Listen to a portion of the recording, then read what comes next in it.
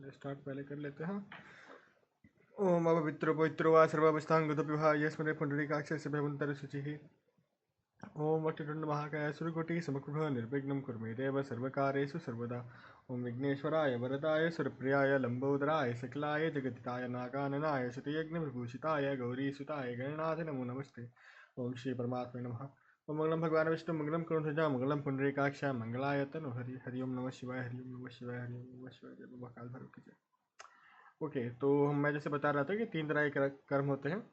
अब तो आप लोगों को याद रहेगा ना, लिख लीजिए, नहीं तो जरूरी है ये। आज का क्वेश्चन आप लोगों को लिखना पड़ेगा, तो पेन कॉपी थोड़ा उठा लीजिए। आज का क्वेश्चन आप लोगों को याद लिखना पड़ेगा।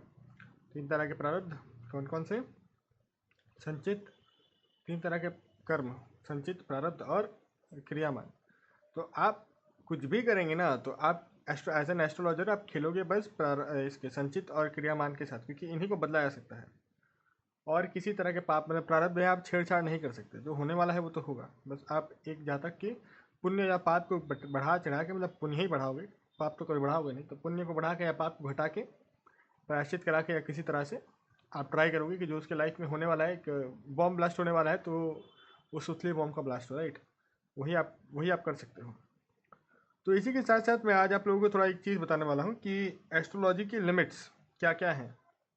एस्ट्रोलॉजी की लिमिट्स क्या है? Actually astrology is limitless.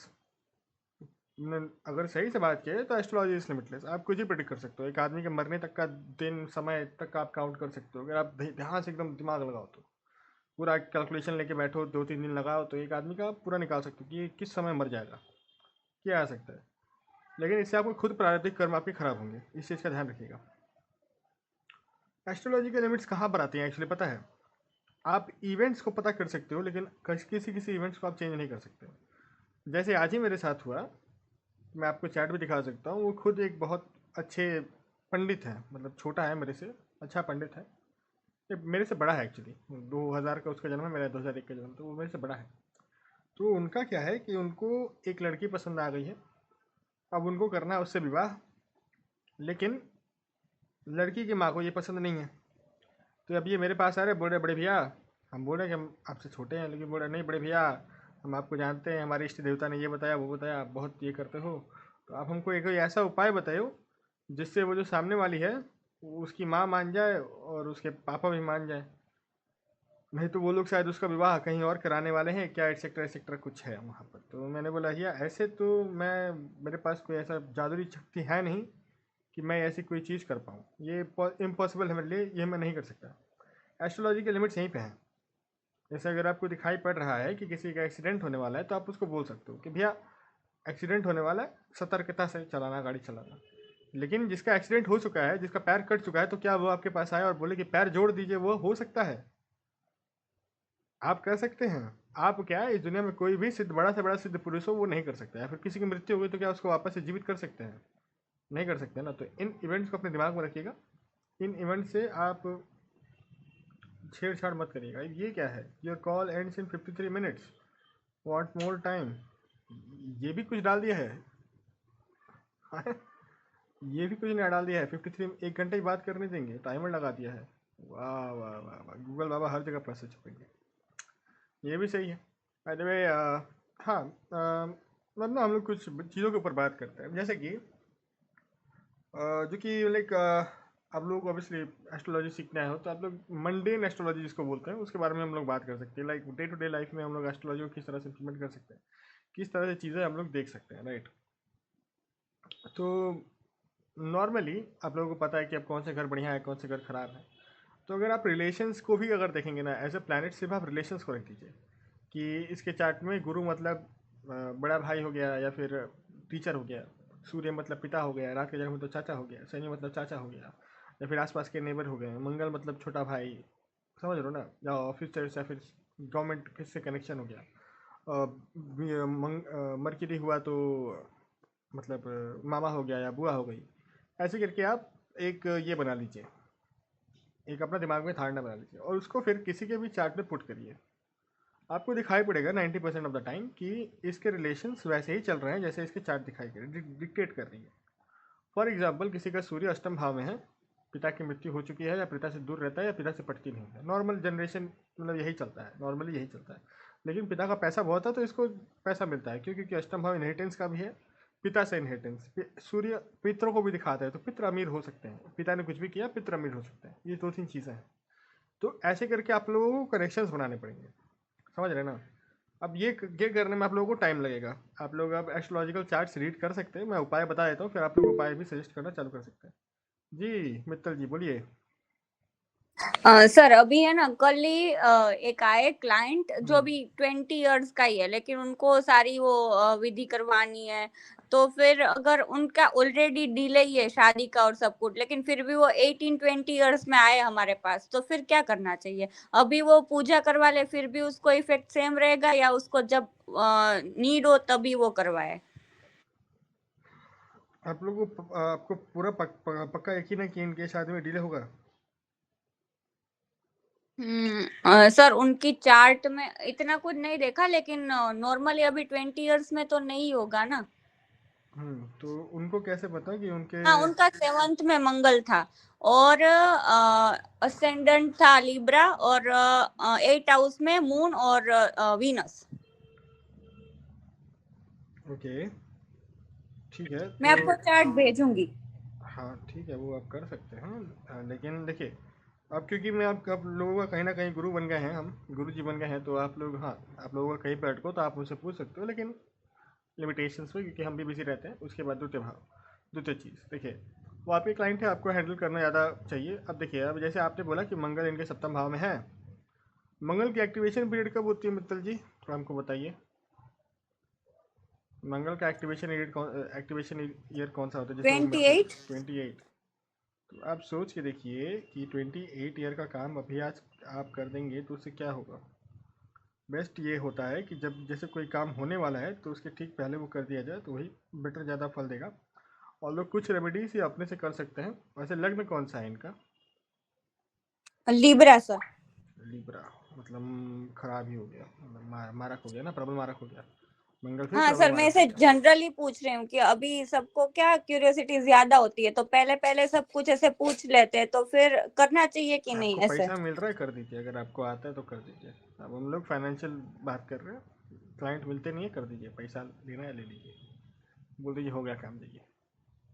बोल दीजिएगा शादी के समय मटका विवाह कर लीजिएगा, इसको वृक्ष विवाह कहते हैं। मतलब देखिए, यहाँ पर आप लोगों को पैसा भी कमाना है ना, तो ऐसी ऐसे होते हैं, मतलब बोलना तो नहीं चाहिए, लेकिन ऐसे लोग होते हैं जो कि बहुत ज़्यादा आपको उत्तेजित कर देंगे, मतलब परेशान कर देंगे आपको।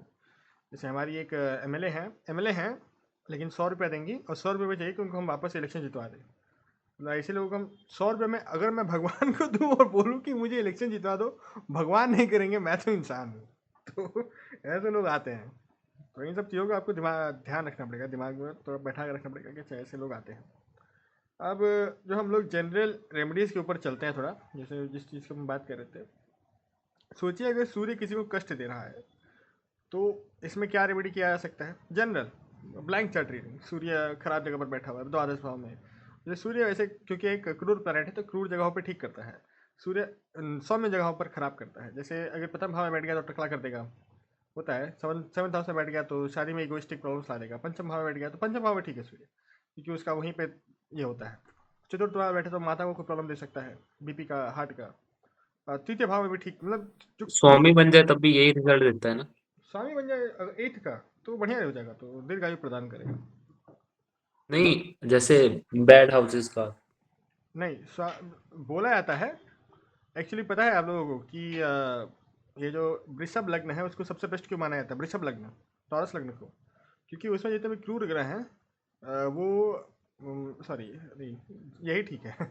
जो मेष लग्न है वही सबसे बेटर लग्न है, क्योंकि जो क्रूर ग्रह है कहीं ना कहीं बाहर के हाउसेस को ऑक्यूपाई करते हैं, और जो सौम्य ग्रह है वो भीतर के हाउसेस को ऑक्यूपाई करते हैं। तो ठीक है, वो बांटा हुआ ठीक है। टॉरस लग्न थोड़ा उल्टा पड़ता है, लेकिन वो भी ठीक है। तो थिंग वॉज कि आपने बोला कि सूर्य अगर उसका मालिक बन जाए, तो हाँ, अगर क्रूड हाउसेस का मालिक ही बनता है तब भी वो अच्छा परफॉर्म करेगा। लेकिन क्योंकि क्रूड हाउसेस का मालिक है तो पाप तो वो ले जहाँ पर जाकर बैठेगा वहाँ पर तो पाप लेके आएगा ना। समझ रहे हो इस चीज़ को? जैसे अगर सोचो 6th हाउस का लॉर्ड फर्स्ट में बैठ गया तो इसका क्या होगा, इफेक्ट क्या होगा, कोई हमको बताइए।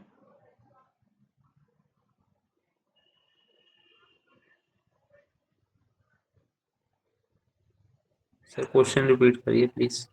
अगर 6th हाउस का लॉर्ड कोई भी बने 1st हाउस से बैठ जाए तो उसका इफेक्ट क्या होगा, ये आज हमको बताइए। देखते हैं आप लोगों ने कितनी एस्ट्रोलॉजी सीखी है। ये जो नहीं बता पाए बहुत मार खाओगे, सबको डंडे पड़ेंगे आज नहीं बता पाए तो। हे भगवान, ये तो एक्सीडेंट्स वगैरह हो सकते हैं बक पागल, और एक्सीडेंट हो सकता है, एक्सीडेंट भी चला जाएगा डायरेक्टली। फेस से रिलेटेड थोड़ा। फिर से रिलेटेड कहाँ से होगा? 8वां है ना छठे से। ठीक है 8वां या छठे से, चलो मान लेते हैं, आप ही की बात हम मानते हैं चलो। लेकिन ये बताइए कि वो इतना बुरा रिजल्ट देगा कि आप बोल दिए कि वो फेस से रिलेटेड जो मेन चीज़ है वो तो आप लेके नहीं आ रहे हो। चलो मान सकते हैं कि उसके चेहरे से रिलेटेड उसको कोई प्रॉब्लम हो सकता है, चलो ठीक है, नहीं ये ठीक है, हमने मान लिया आपकी बात। चलो वेदांत जी निकल गए, आप दोनों बताइए, हिमांशी जी मित्तल जी आप दोनों बताइए।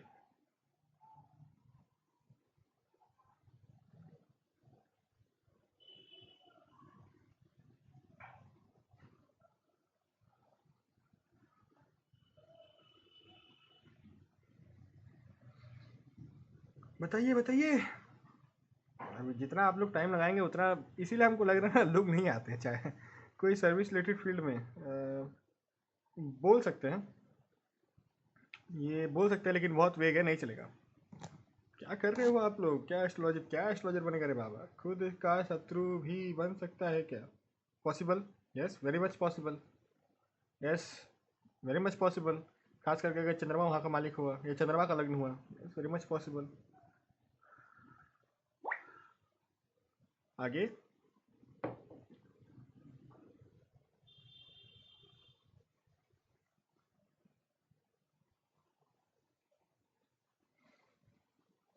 आगे हिमांशी जी मित्तल जी सोच के बताइए, हिमांशी जी तो खास करके कुछ बोल ही नहीं रही है, साफ सूंघ गया बेचारी को। आज खत्म, कंफ्यूजन में मरेगा, क्यों confusion, 6th house is not confusion. 6th house कहाँ से कंफ्यूजन आज तक लिखवाया मैंने 6th हाउस में? 6th हाउस में कहाँ से कंफ्यूजन आ गया मित्तल जी? शत्रु से मार मार जाएगा नहीं, थोड़ा सा इसको चेंज करना पड़ेगा, थोड़ा सा इसको इसको ट्यून को चेंज करना पड़ेगा, थोड़ा सा इसको आप लोगों को चेंज करना पड़ेगा, तब जाके शत्रु से मार खाएगा। डेप्थ होंगे, हाँ बिल्कुल होंगे।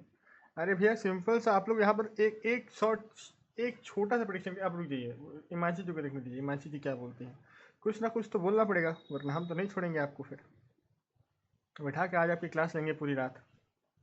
सबको जो जो नहीं बता पाएगा आज आंसर नहीं देंगे उनको हम क्लास लेंगे।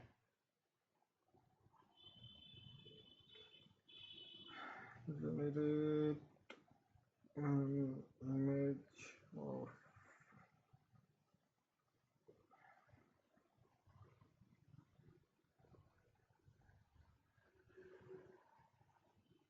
हेड रिलेटेड प्रॉब्लम्स होंगे, yes this is more specific, thank you, this is more specific, head related कोई प्रॉब्लम हो सकता है, यस। आप लोगों को अगर याद ना हो कि मैंने एक जन का चार्ट कवर किया था, एक और एस्ट्रोलॉजर थे, उनके पास भी बहुत सिमिलर क्लाइंट था but the same thing happened, वो भी कमेंट किए थे मेरे वीडियो पे कि head related trauma and brain haemorrhage. मेरे वाले में क्योंकि 100 में ग्रह थे तो भीतर हुआ ट्रॉमा, उनके वाले में एक्सीडेंट हुआ फिर ट्रॉमा हुआ क्योंकि मार्स था। यही चीज़ें आपको देखनी है ना, यही सारी चीज़ें, तो सन हो तो पक्का, सन हो तो पक्का वहाँ पर कुछ ना कुछ दिक्कत देगा। टकला हो सकता है, अगर दिक्कत ना हो तो टकला होगा। दिक्कत ना हो तो टकला होगा, अगर दिक्कत नहीं है तो टकला। आगे बताइए, चलिए एक चीज़ तो आप लोगों ने बता दिया, सबसे बढ़िया सबसे शॉर्ट फॉर्म में, रोग रिपू ऋण से ग्रसित होगा, रोग रिपू ऋण से ग्रसित होगा, इसको रोग या फिर ऋण या फिर शत्रु परेशान किए होंगे, ठीक है, यही चेंज हो जाएगा, यही सेम चीज़ चेंज हो जाएगा अगर लग्नेश की दशा चल रही है। षष्टेश की दशा चलेगी तो ये आएगा, लेकिन लग्नेश की दशा मिले तो यही चीज़ चेंज होकर उसको सरकारी नौकरी दे देगी। द थिंग इज दशा का बहुत बड़ा रोल है, दशा और गोचर ही चीज़ों को डिसाइड करेंगे। एक चार्ट को ब्लैंक प्रेडिक्शन तो आप दे सकते हो, लेकिन वो हुए हैं कि नहीं हुए हैं वो तो डिसाइड करेगा ना कि उन ग्रहों की दशा आई है कि नहीं आई है। समझ रहे हो ना चीज़ों को? अगर सोचो किसी की कुंडली में दिखाई पड़ रहा है कि मेजर एक्सीडेंट है, मैं जैसे क्या बोलता हूँ, मैं कुंडली देखता हूँ किसी की, अगर कोई भेज देता है कि सर मतलब तो कोई मेरे को ट्राई करता है कि मैंने एक चार्ट भेजी था, इसमें हमको कुछ बताई, तो मुझे एक्सीडेंट का योग दिखाई पड़ता है। मैं उनसे पूछता हूँ एक्सीडेंट हुआ है? नॉर्मली हो गया रहता है, लेकिन किसी किसी का क्योंकि उम्र कम रहता है, 25-22 ऐसे उम्र रहता है, तो उनका एक्सीडेंट नहीं हुआ, तो मैं बोलता हूँ सतर्क रहना। अब उनको ये चीज़ें समझ नहीं आती, क्यों? क्योंकि वो दशा आई नहीं है कि उनका एक्सीडेंट, मतलब ऐसा भी हो सकता है कि वो पूरे जीवन में ना हो accident, which is very much possible. सोचिए, जैसे मैंने आपको कुंडली दिखाई थी कि वहाँ पर चतुर्थ भाव का स्वामी अष्टम में बैठा था, अष्टम भाव का स्वामी अष्टम में बैठा था, सिक्स हाउस का स्वामी अष्टम में बैठा था, तीनों क्रूर का। तो यहाँ पर जैसे ही वो अष्टमेश वाली दशा आएगी, या षष्ठेश में अष्टमेश वाली दशा आएगी, या चतुर्थेश में अष्टमेश वाली दशा आएगी, और उसके बीच भीतर षष्ठेश वाली प्रत्यंतर आएगी, तो ये तो प्रॉब्लम होगा। मतलब आप लोगों को समझ में आ रहा है ना, चतुर्थेश, षष्ठेश और अष्टमेश, ये सारी चीज़ समझ में आ रही है ना आप लोगों को, कि वो 8th house Lord, 5th house Lord, ये सब बोलो। आई थिंक आप लोग को समझ में आ रही है, इतना तो आप लोग कर लोगे। तो जैसे 4th हाउस लॉर्ड की दशा में 8th हाउस लॉर्ड और फिर 6th हाउस लॉर्ड की प्रत्यंतर आए, या फिर सेम कुछ और कॉम्बिनेशन में सेम दशाएं आए, तो कहीं ना कहीं ये चीज़ आपको होते हुए दिखाई पड़ेंगी। ठीक है। और हाँ, अगर यही थोड़ा कॉम्बिनेशन अलग है, जैसे अब जैसे मेष लग्न, जहाँ पर लग्नेश या अष्टमेश है, तो ये चीज़ें को बदल देगा। अब वहाँ पर वो नुकसान नहीं करेगा, अष्टमेश होते हुए भी चीज़ों को बचा लेगा बार बार।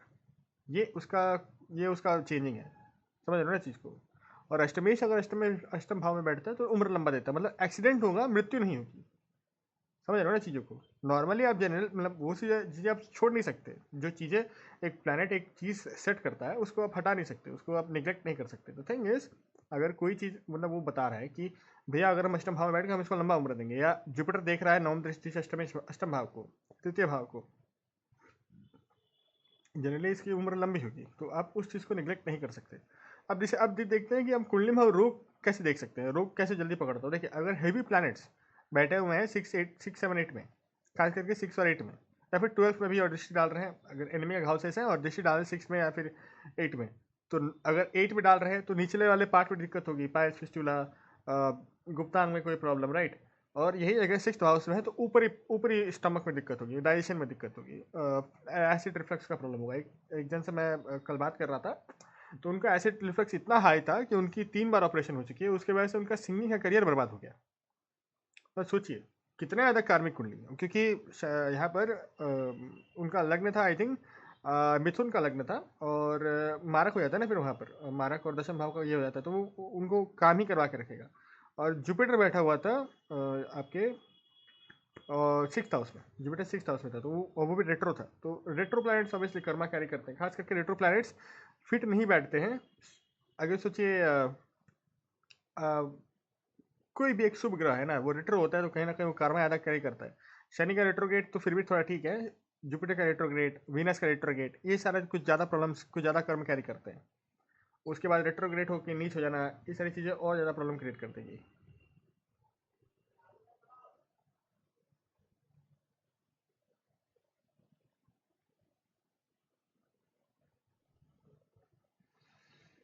एक मिनट।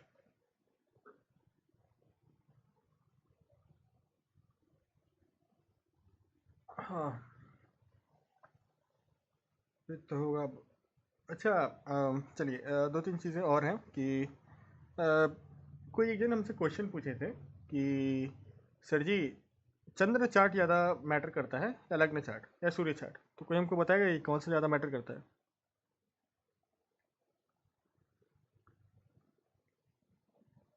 एक मिनट, वेदांत जी लिखे हैं, जब सब पहले ही से ही लिखा है ही होना है, एग्जाम्पल किसी लड़की से शादी कर, कुंडली में हस्बैंड से पीड़ा है और वो फ्यूचर में होनी ही है, तो क्या बार बार पूजा कराने से ठीक हो जाएगा? नहीं, लेकिन वो पीड़ा कम हो जाएगा। सोचिए, ऐसा था कि पति मार मार के उसको नीला डोमेस्टिक ड्रम में, वायलेंस, क्या चीज़? Like domestic violence. हाँ, मतलब ऐसा था कि मार मार के पति उसको नीले ड्रम में भर देगा, तो वहाँ पर अब वो लड़ाई झगड़ा होगा। उपाय तो बिल्कुल काम करते हैं, आप ऐसा बोल ही नहीं सकते कि उपाय काम नहीं करते। उपाय काम नहीं करते तो फिर ज्योतिष का बिजनेस ही बंद हो जाता है। एक्चुअली दिक्कत ये है ना मतलब कि नीले ड्रम में नहीं भरेगा, मारेगा बस। हो सकता है कि मारे भी ना, हो सकता है बस झगड़े हों, क्वारल्स हो सकता है एग्रेसिव हो, स्पीच एग्रेसिव हो जाए, इतने तक को कम किया जा सकता है, समझ रहे हो। अब वही दिक्कत यह है कि जैसे सोचिए कि एक मिनट रुकना यार, ये चैट जीपीटी पागल हो गया कभी कभी। Make the whole picture. आज सुबह से ना मैं मतलब सिर्फ बैठा हुआ हूँ, मेरे पैर में ही लग रहा है सूज गया है पैर मेरा। चलिए हाँ क्या बोल रहा था मैं? हाँ तो वो मारेगा नहीं, उसकी इंटेंसिटी और ज़्यादा कम हो जाएगी। अच्छा चलिए मुझे एक बढ़िया सा उपाय बताइए कि अगर सोचिए जुपिटर द्वितीय भाव में बैठा है या सैटर्न द्वितीय भाव में बैठा है या वीनस द्वितीय भाव में बैठा है, कोई भी प्लैनेट अगर द्वितीय भाव में बैठा है तो आप क्या करा सकते हैं? द्वितीय भाव में अगर बैठा है तो कोई भी ग्रह, तो इसका आप क्या करा सकते हैं? एक एक करके बताइए। चलिए एक आप ग्रह चूज करिए और फिर उसका आपको हमको रेमेडी बताइए। द्वितीय भाव में।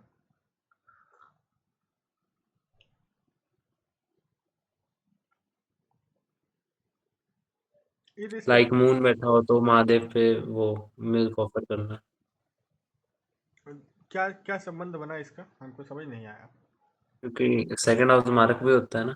चलिए सेकंड हाउस मार्क होता है लेकिन मार्क की दिशा वैसा है नहीं, तो नॉर्मली आप क्या बोलोगे? जैसे चंद्रमा खराब है तब तो ठीक है, मैं जनरलाइज रेमेडी पूछ रहा हूँ, मतलब एक नॉर्मल रेमेडी जो है एक आदमी अपने जीवन में कर पाए, नॉर्मली कर पाए डे टू डे लाइफ में।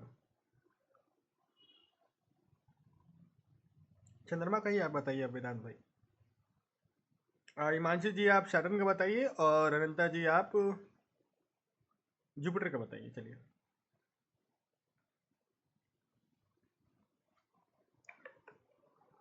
ये बैटरी भी लो हो गया।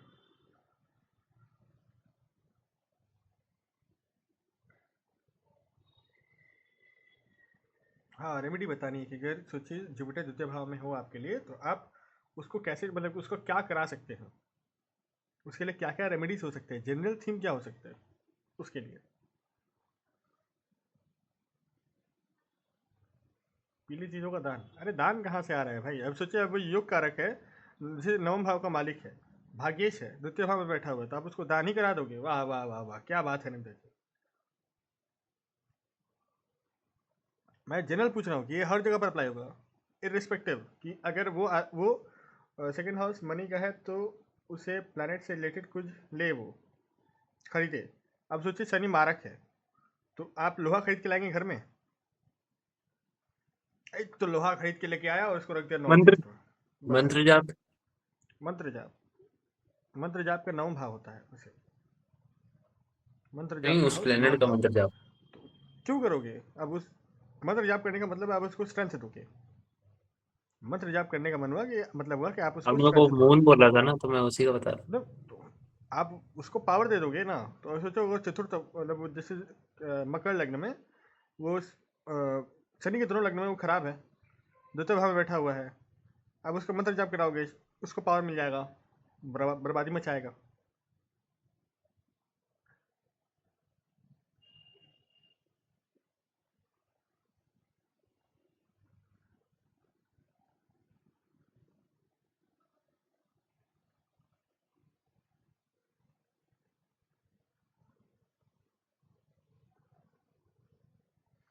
गुरु है तो विष्णु जी की पूजा करते तो।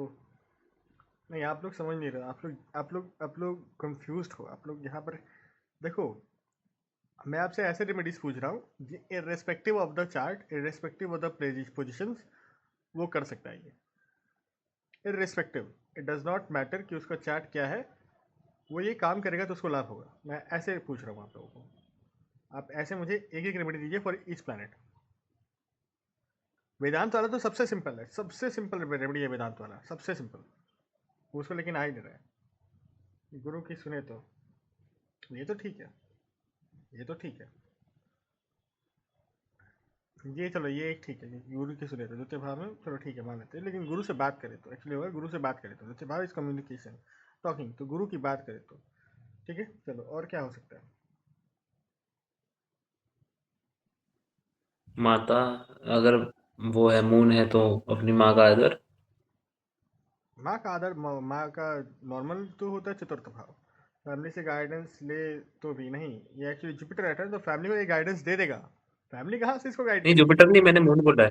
अब चंद्रमा, तो चंद्रमा वाला आपने बोला कि माता का आदर करे तो सर्वेंट से अच्छे से ट्रीट करे, yes that was a good one, Himanshi ji ने पकड़ लिया। सर्वेंट से अच्छे से बात करे, द्वितीय भाव बात करने का भी होता है, तृतीय भाव बात करने का भी होता है, तो सर्वेंट से अच्छे से बात करे, गरीब लोगों से अच्छे से बात करे, शनि के लिए उन्होंने बताया। अब आप लोग सोच के बताइए इसको कैसे और चेंज किया, इसको और चेंज किया जा सकता है। देखिए बताता हूँ। द्वितीय भाव खाने वाली चीज़ें होती है, खाना होता है, शनि से रिलेटेड खाना होता है, नमकीन खाना, तो ये दान कर सकता है, उसका गरीबों में बांट सकता है, गरीबों को दे सकता है, लाइक दान नहीं करेगा, गरीबों को दे सकता है, खिला सकता है। शनि खुश होता है उससे, इरिस्पेक्टिव ऑफ द चार्ट उसको वो लाभ देंगे, इरिस्पेक्टिव ऑफ द चार्ट। ठीक है। शनि के इष्ट देवता कौन है? काल भैरव। काल भैरव के मंदिर जा सकता है, अगर घर के आसपास है तो वहाँ पर वो जा सकता है। काल भैरव को जो खाने वाली चीज़ें हैं वो चढ़ा सकता है, irrespective of the chart. Brihaspati के लिए आते हैं मंदिरों में दान करना, खाने की चीज़ें, कोई भी खाने की चीज़ हो, ब्राह्मणों को दान करना खाने की चीज़ें। जुपिटर बैठा है ना, और सैटर्न और जुपिटर दोनों अगर हो, या फिर सिर्फ एक भी बैठा हो, तो क्योंकि द्वितीय भाव आपके मॉनिटरी भी है, पैसा भी है, तो गरीबों को पैसे से दान करना, पैसा मतलब पैसे की हेल्प करना, या फिर जुपिटर के लिए होगा कि वो मॉनिटरीली हेल्प करे मंदिर को। समझ रहे हैं आप लोग? मेरा राहु है तो मैं सिगरेट्स थोड़ी दूंगा। अरे सिगरेट्स नहीं दे सकते, मंदिरों में धूप तो दान कर सकते हो, धूप तो दान कर सकते हो, सिगरेट थोड़ी ना दोगे, लेकिन धूप, धुआं है ना, तो धूप भी तो वही है, राहु ही तो है धूप, तो वो तो आप दान कर सकते हो मंदिरों में, बिल्कुल करिए वो दान। सर एक वो था क्वेश्चन, लाइक हम किसी को पैसा दे और वो जाके उसका मतलब नशे पत्ते की चीज दे दे, तो हमारे कर्म नहीं जुड़ेंगे उसमें? आएंगे, नहीं आएंगे, नहीं आएंगे, नहीं आएंगे। लेकिन यही मेरे पैराडॉक्स, वहाँ पर मेरा पैराडॉक्स आ जाता है कि हम लोगों ने बहुत इसके ऊपर डिबेट किया है। ऑल्दो यस, कुछ ना कुछ कर्म तो आपके आएंगे, क्योंकि आपने उसको पैसा वो दिया नहीं रहता तो उसने वो काम किया नहीं रहता। तो सोचिए अगर किसी की मृत्यु लिखी हुई है लेट्स सपोज किसी की मृत्यु लिखी हुई है और उसको शुगर बहुत हाई है, लेकिन वो आपसे पैसा मांगते कि बेटा हमको पैसा दे दो, हमको एक स्निकर खाना है। आपने सोचा कि अब बूढ़ा है, दे देते हैं, क्या क्या दिक्कत है सर? तो प्लीज जो इसका शिव जी को चढ़ाए, तो नहीं, शिव जी नहीं, वहाँ पर शिव जी नहीं आएंगे।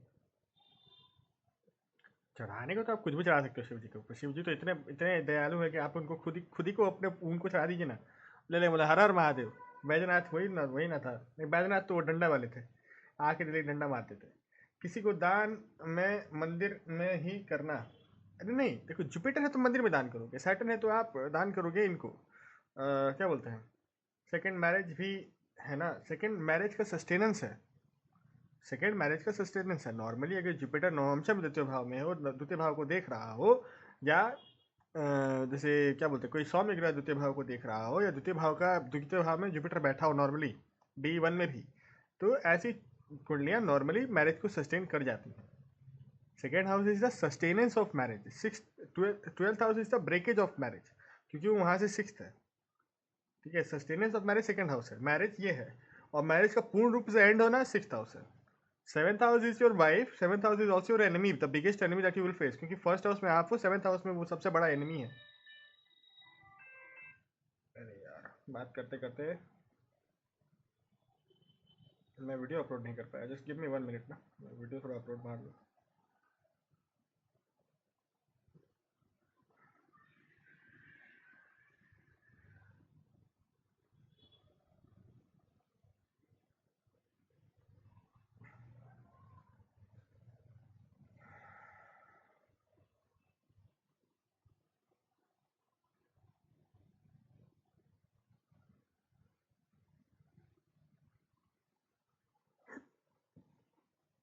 आप लोगों को कोई क्वेश्चन है तो क्वेश्चन पूछिए।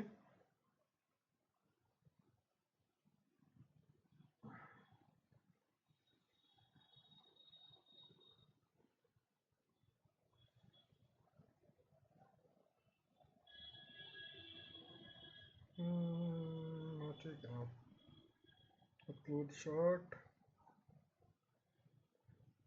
इंस्टाग्राम। कोई क्वेश्चन है तो पूछिए, कोई भी क्वेश्चन। मैं लाइव भी नहीं जा पा रहा हूँ, कितने दिन से मैं लाइव नहीं जा पा रहा हूँ। इसको क्या हुआ?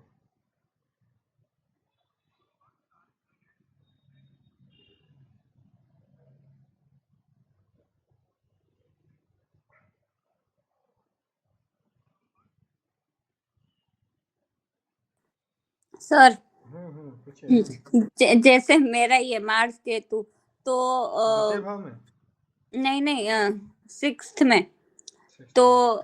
हाँ, तो ये सामने राहु भी है, तो जैसे मैं कभी कभी काम कर पाती हूँ, फिर मेरी हेल्थ प्रॉब्लम्स आ जाती है। जब मेरे को काम करना होता है तब आता नहीं है, और जब मेरे को नहीं करना होता है तब काम ही काम होता है। तो ये सब कुछ, ये हेल्थ प्रॉब्लम्स किसकी वजह से आती होगी, राहु मंगल या मंगल केतु? राहु मंगल या मंगल केतु, दोनों आप तीनों एक साथ बैठा है क्या आपकी कुंडली में? नहीं नहीं, देखिए सिक्स्थ में है मंगल केतु सामने, तो फिर 12 में राहु भी है ना, तो मंगल राहु भी हुआ ना एस्पेक्ट से, हम्म। तो फिर कैसे? जस्ट मुझे एक मिनट दीजिए, रुकिए। आपको क्वेश्चन को थोड़ा एनालाइज करना पड़ेगा। आपकी कुंडली तो मैं देख चुका हूँ, फिर भी आप ऐसे क्वेश्चन पूछ रहे हो अभी। चलो मैं एक मिनट जस्ट मुझे देना, वीडियो थोड़ा अपलोड कर लूँ यार।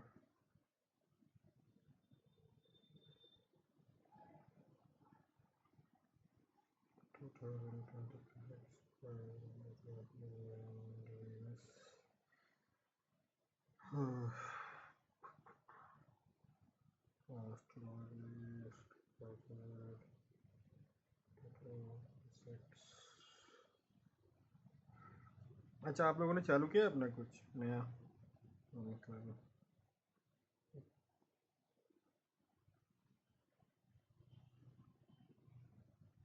कोलैबोरेटर वाला कहाँ गया option, technical note collabs.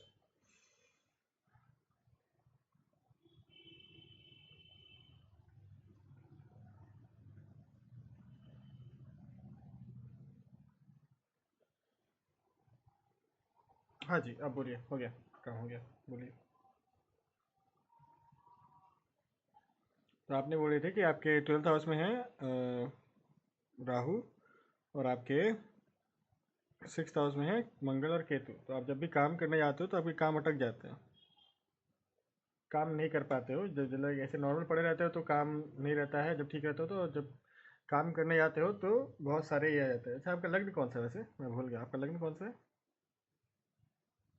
Cancer sir. तो ये केतु का प्रॉब्लम है, तो ये केतु का प्रॉब्लम है। अगर आप ध्यान से सोचो, खुद के भीतर देखो तो कहीं ना कहीं आपको वो काम करने का मन नहीं है, तो केतु आपसे नहीं कराता। सबकॉन्शियसली ही हो, लेकिन आपको शायद उस समय काम करने का मन नहीं है, तो केतु आपकी तबीयत खराब कर देता है, बोलता है कि कोई बात नहीं, आप मत करो काम। ये प्रॉब्लम वहाँ का नहीं है, मतलब उसका नहीं है। कैंसर वाले को, अच्छा वैसे हाँ, चंद्रमा वाला जो था ना, लेट मी टेल यू, चंद्रमा का क्या उपाय हो सकता है द्वितीय भाव में? पानी पीना, बस पानी पीना, मतलब नॉर्मल पानी पीना, जब मतलब ठीक ठाक पानी पीना, बस हो गया उपाय। कि द्वितीय चंद्रमा क्या है? पानी है। और द्वितीय भाव क्या है? द्वितीय भाव मुंह है। पानी पीना, शुभ बोलना, मीठा बोलना, इतने सारे उपाय हैं, एक दो नहीं, इतने सारे उपाय हैं आपके लिए।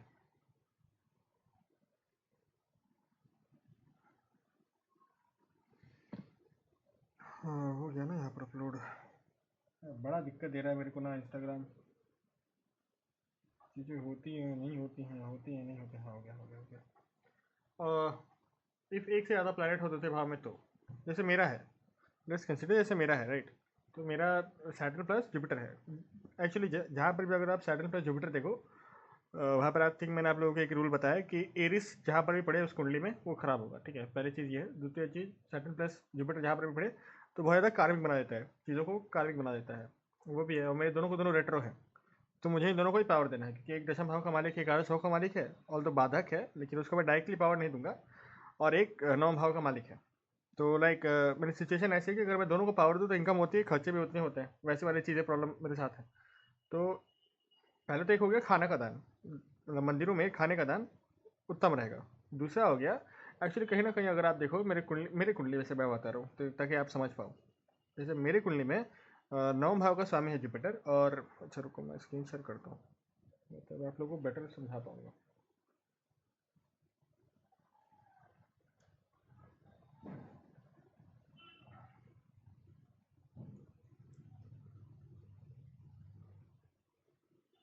सब जगह आप प्रीमियम बेच रहे हैं भाई, गजब वाले काम कर रही है लोग। हर एक चीज़ आप प्रीमियम कर देंगे, गूगल मीट्स को प्रीमियम करने की क्या ज़रूरत थी? घपलाबाजी घपलाबाजी। हाँ वेदांत बोलो। सर आपने एक वीडियो बनाई थी ना जिसपे वो राजू जी महाराज बोल रहे थे कि दशम भाव में अगर सैटर्न हो तो 10,000 रुपए होगी हाँ, तो इनकम। मैंने तो तो उसी उसमें उसी अब उसी चैट में अगर आप जाओ वापस से, तो आपको पता चलेगा कि कितने सारे लोगों ने कमेंट किया है कि मेरे दसम भाव में सैटर्न है, I am living in Dubai, I earn $1 million every नहीं नहीं वीक। नहीं, मैं बोल रहा था कि उसमें ये भी लिखा था कि साथ में वीनस है तो उसका इफेक्ट भी आ रहा है, तो उसके बारे में बता दो कुछ। अरे क्योंकि वो वहाँ पर लाइक आई थिंक, हाँ, तो वहाँ पर जो मैं बता रहा था, तो उस मैं ये दो लग्नों की बात की थी। एक में वृश्चिक में वीनस प्लस सैटर्न था, और एक में इसमें सैटर्न प्लस वीनस था। तो लोग बोल रहे थे कि मोदी जी दोनों हाँ, में वीनस प्लस सैटर्न। हाँ, क्योंकि ये वाला मेरे क्लाइंट का था। ये है अभी deputy secretary of parliament, deputy secretary of parliament, और ये तो मोदी जी। तो देखो कहीं ना कहीं ये जब भी होता है ना, तो बेसिकली सैटर्न प्लस वीनस हो गया, तो आपको दिखाई पड़ेगा कि कर्म क्षेत्र में आपकी वाइफ का, क्योंकि वीनस स्पाउस है, तो उसका रोल आएगा कहीं ना कहीं।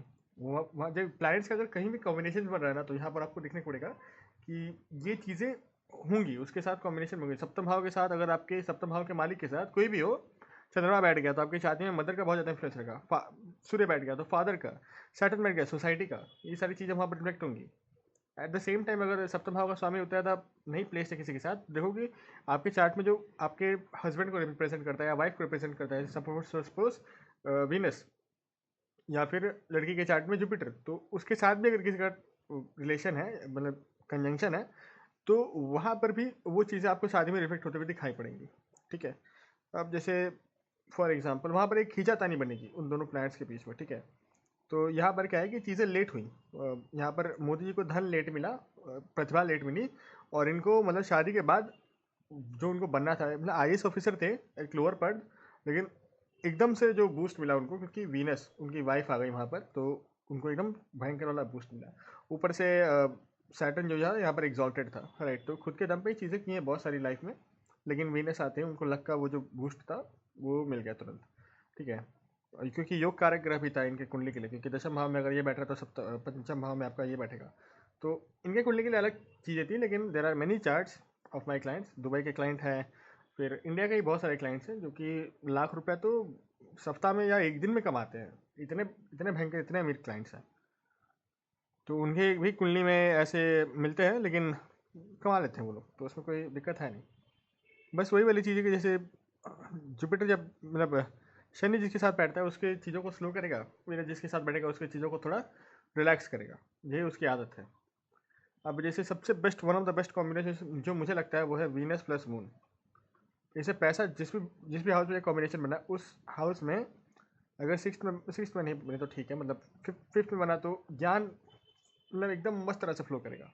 द्वितीय भाव बैठा तो पैसा मस्त तरह से फ्लो करेगा। दशम भाव बैठा तो करियर मस्त तरह से फ्लो करेगा। नवम भाव में बैठा तो भाग्य, अगर दुश्मन ना हो तो भाग्य मस्त तरह से फ्लो करेगा। ये सारी चीज़ें होती हैं।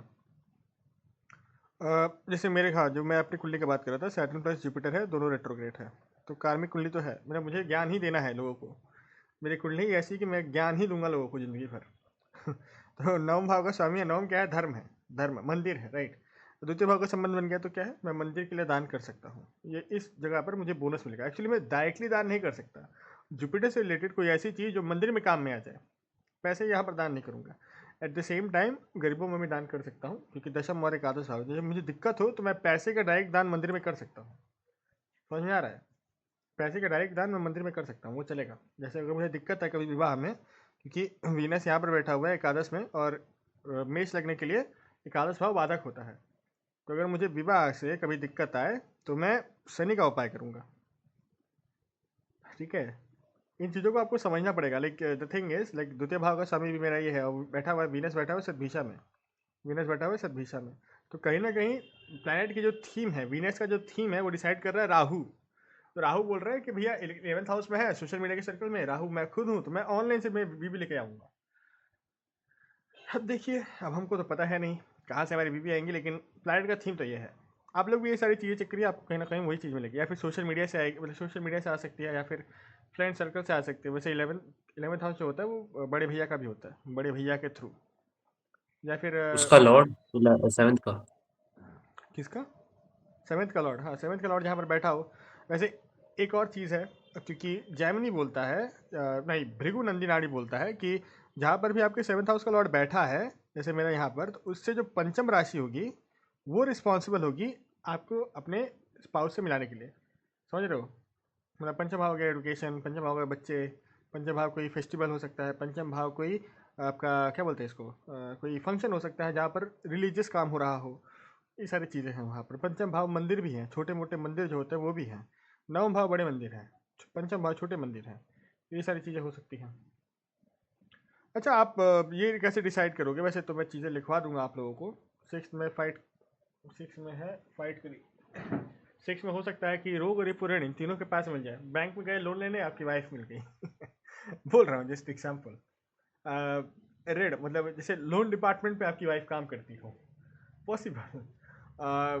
रोग, हॉस्पिटल में हो, नर्स में हो, उन सब जगहों पर हो, आप गए हॉस्पिटल में, आपको अपने किसी से पसंद आ गई, किसी से शादी हो गई, या फिर वो उस जगह पर काम करते हैं, या फिर सर्विस में, मतलब 6 हाउस इज ऑल्सो सर आपने सर्विस। बताया था कि मेरे साथ ही होगी मतलब काम करने वाली। हाँ, दैट इज ऑल्सो पॉसिबल, क्योंकि 6th हाउस जो है, कलीग कलीग। कल हाँ, क्योंकि 6th हाउस जो है वो आपका वर्क स्पेस भी है, 10th भी है, यहाँ पर भी है। Your call ends in 15 minutes. ये मुझे आज मुझे प्लस खरीदवा कर रहेगा, Google one premium plan.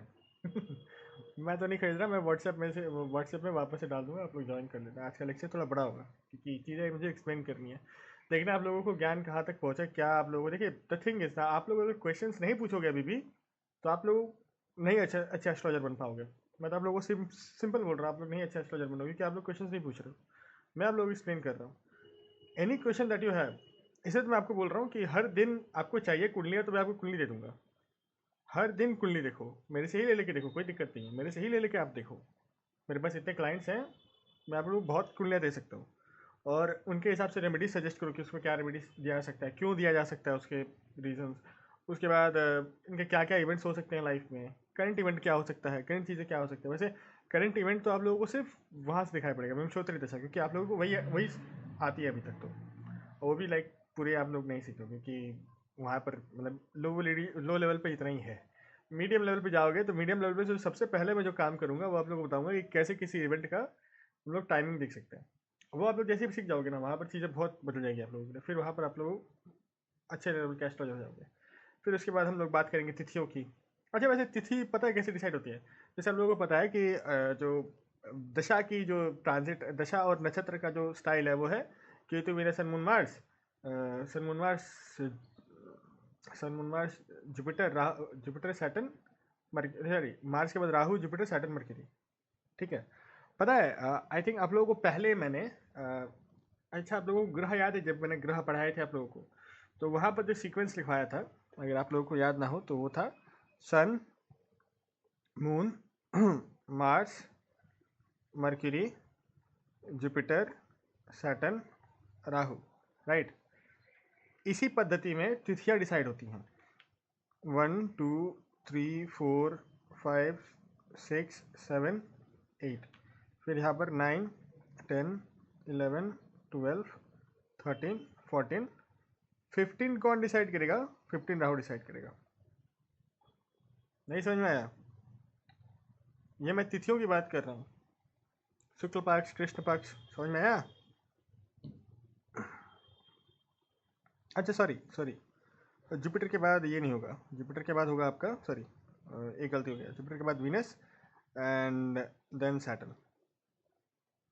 Jupiter के बाद वीनस एंड देन सैटर्न।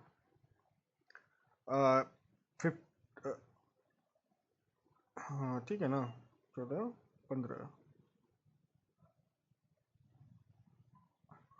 एक मिनट रुकना। प्रतिपदा, द्वितीय, तृतीय, चतुर्थ, पंचमी, षष्ठी, सप्तमी, अष्टमी, नवमी, दशमी, एकादशी, द्वादशी, त्रयोदशी, चतुर्दशी, पूर्णिमा। पूर्णिमा के बाद आ गया। अच्छा, आप लोगों को पता है ना कैसे ये काम करता है? लाइक एक साइकिल हुआ तो सोचो एकादश, सॉरी प्रतिपदा से, प्रतिपदा इसके ठीक पीछे हुआ है आपका अमावस्या। अमावस्या तो अब यहाँ से चंद्रमा बढ़ेंगे, ठीक है, राइज होगा, पॉजिटिव होगा, तो यहाँ से प्रतिपदा से फिर चतुर्दशी, चतुर्दशी इज 14th, ठीक है। इसके बाद आएगा पूर्णिमा, तो इस पूर्णिमा को कंट्रोल करेगा सैटर्न, ठीक है। अब इसके ठीक बाद अब ये चला जाता है यहाँ से प्रतिपदा से पूर्णिमा तक था शुक्ल पक्ष, ठीक है। अब यहाँ से, ठीक है, यहाँ से फिर आएगा प्रतिपदा फर्स्ट, फिर यहाँ से ये जाएगा कहाँ तक, तो चतुर्दशी,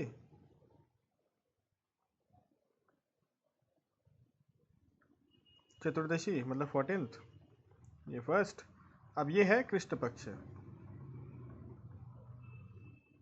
अब यहाँ पर होगा अगेन ये होगा अमावस्या होगा, ये तो पूर्णिमा था, यही अमावस्या है, तो यही साइकिल है जो चलते रहता है। तो प्रतिपदा द्वितीय तृतीय, प्रतिपदा द्वितीय तृतीय, रुक जाओ मैं हाइल्टर चूज कर लेता हूँ, ये हाइल्टर ना, प्रतिपदा द्वितीय तृतीय चतुर्थ पंचमी षष्ठी सप्तमी अष्टमी नवमी दशमी एकादशी द्वादशी त्रयोदशी चतुर्दशी पूर्णिमा या अमावस्या, ठीक है।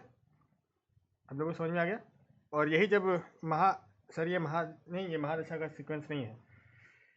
महादशा और नक्षत्र का जो सीक्वेंस होता है वो होता है केतु, वीनस, सन, moon, Mars, Rahu, Jupiter, Saturn, Mercury, ये है। देखो यहाँ पर जब हम लोग काउंट करेंगे तो नक्षत्र काउंट करेंगे, अश्विनी भ्राणी कृतिका रोहिणी मृगशिरा आद्रा पुनर्वसु पुष्य श्लेषा माघा ज्येष्ठ माघा उत्तरा फाल्गुनी पूर्व फाल्गुनी उत्तरा फाल्गुनी हस्ता क्या ना, हाँ, हस्ता चित्रा स्वाति विशाखा और राधा ज्येष्ठा, फिर आएगा आपका मूला, देखो मैं ही भूल गया, मूला, उत्तर भाद्रपद, पूर्व भाद्रपद, उत्तर भाद्रपद, स्वर्ण, क्या था, उत्तराषाढ़ा, हाँ उत्तराषाढ़ा, पूर्वाषाढ़ा, उत्तराषाढ़ा, श्रावण, धनिष्ठा, शतभिषा हो गया। उसके बाद पूर्व भाद्रपद, उत्तर भाद्रपद, रेवती, ऐसे। सॉरी, थोड़ा अटक गया था, बहुत दिन से रिवीजन नहीं किया था अटक गया था। ये 3 आपको परेशान करेगा, ये 3 पूर्वा और उत्तरा है ना, यही सबसे ज़्यादा आपको परेशान करेंगे। बाकी सबका नाम याद हो जाएगा आप लोगों को, ये सीक्वेंस बस वही अटकेगा आप लोगों का, पूर्व भाद्रपद, उत्तरा भाद्रपद, पूर्व फाल्गुनी, उत्तरा फाल्गुनी, और पूर्वाषाढ़ा, उत्तराषाढ़ा, यही सबसे ज़्यादा उतरेगा आप लोगों को, यही प्रॉब्लम देता है। बाकी इजीली याद हो जाता है, अगर हो तो आप लोग फिर याद करना चालू कर दीजिए जो नक्षत्र वाला पैटर्न है। बाकी ये आई थिंक ये आप लोगों को समझ में आ गया, ये तो आसान था। कुछ चार्ट से जुपिटर कमज़ोर हो तो अच्छा होता है, बट उससे तो धर्म भी आदमी दूर हो सकता है अगर कमज़ोर करेगा। उसको आपको डिलिबरेटली कमज़ोर नहीं करना है, ठीक है, उसको आपको डिलिबरेटली कमज़ोर नहीं करना है। अगर कमज़ोर है तो उसको छोड़ दीजिए, अस्त है तो उसका रुद्राक्ष पहन के छोड़ दीजिए।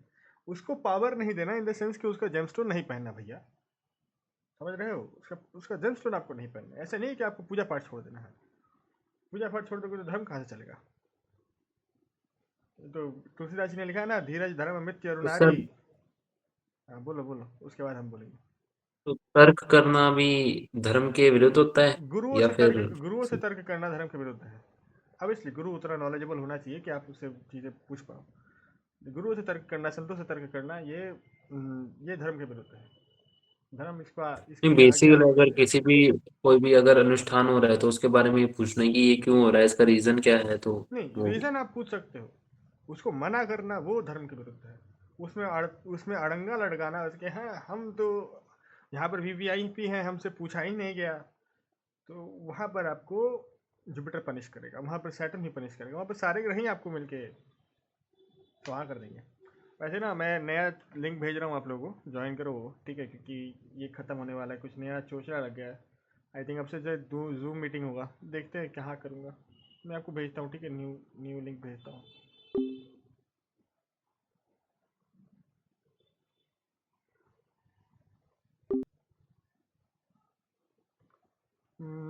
मंगल भवन मंगलहारी द्रव्य दशरथ जिर बिहारी, मंगल भवन मंगलहारी द्रव्य दशरथ अजिर बिहारी, मंगल भवन मंगलहारी द्रव्य दशरथ अजिर बिहारी, मंगल भवन मंगलहारी उमा सहित जही जगत पुरारी। ये मैंने ओपन तो कर दिया है। अभी मंशी जी आएंगी नहीं, या फिर वेदांत आएगा ही नहीं, बोलेगा कि सर बहुत ज़्यादा पका रहे हैं।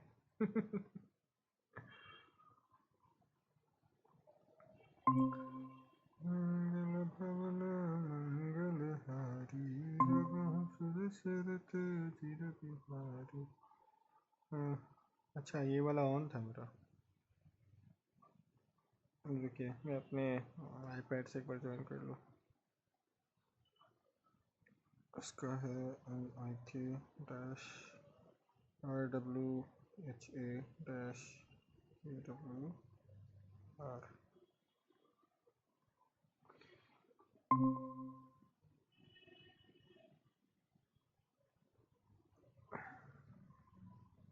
वैसे तुलसीदास जी ने जो जो चीज़ें लिखी ना, आप रामचरितमानस पढ़ो, आपको बहुत सारी चीज़ों का ज्ञान होगा, बहुत सारी चीज़ें, मतलब ये मैं बता नहीं सकता, उससे ज़्यादा आपको ज्ञान होगा। क्यों?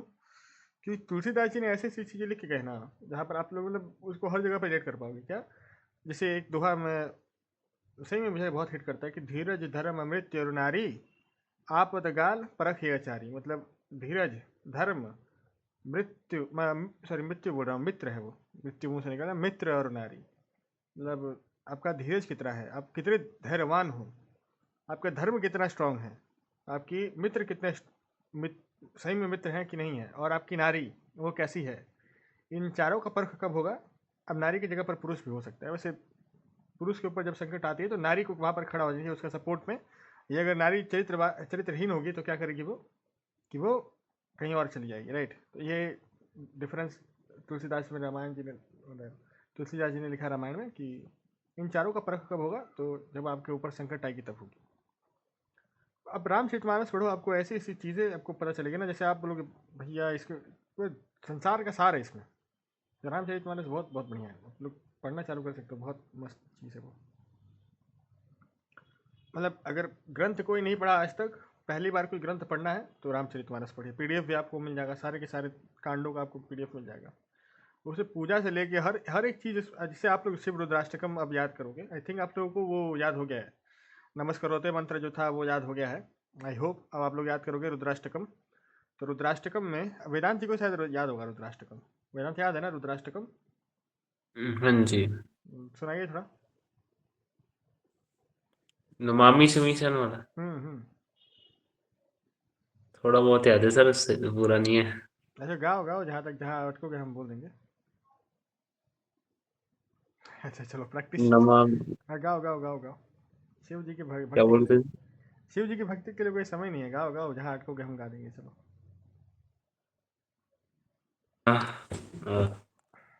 नमामि शमीशान निर्वाण रूपम विभुं व्यापकं ब्रह्म वेद स्वरूपम निजम निर्गुणम निर्विकल्पम विरिहं चिदाकाशम आकाशपासम भजेहम निराज्ञान। इसका आगे निराकार, सर याद नहीं हो रहा। बस इतना ही याद था। हे भगवान। याद तो है लेकिन थोड़ा बहुत मिस्टेक हुई। ऑडियो दे दे, ये क्या हो गया?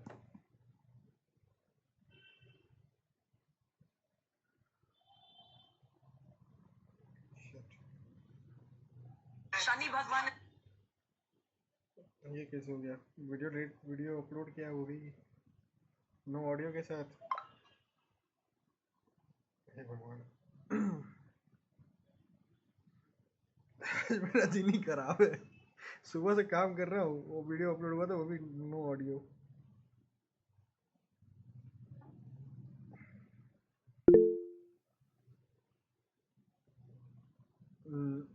योनि स्तोत्र याद है मुझे। योनि स्तोत्र, ये कौन सा स्तोत्र? पढ़ो, शायद मुझे याद है, मतलब पढ़ा हूँ लेकिन ऐसे याद नहीं आ रहा।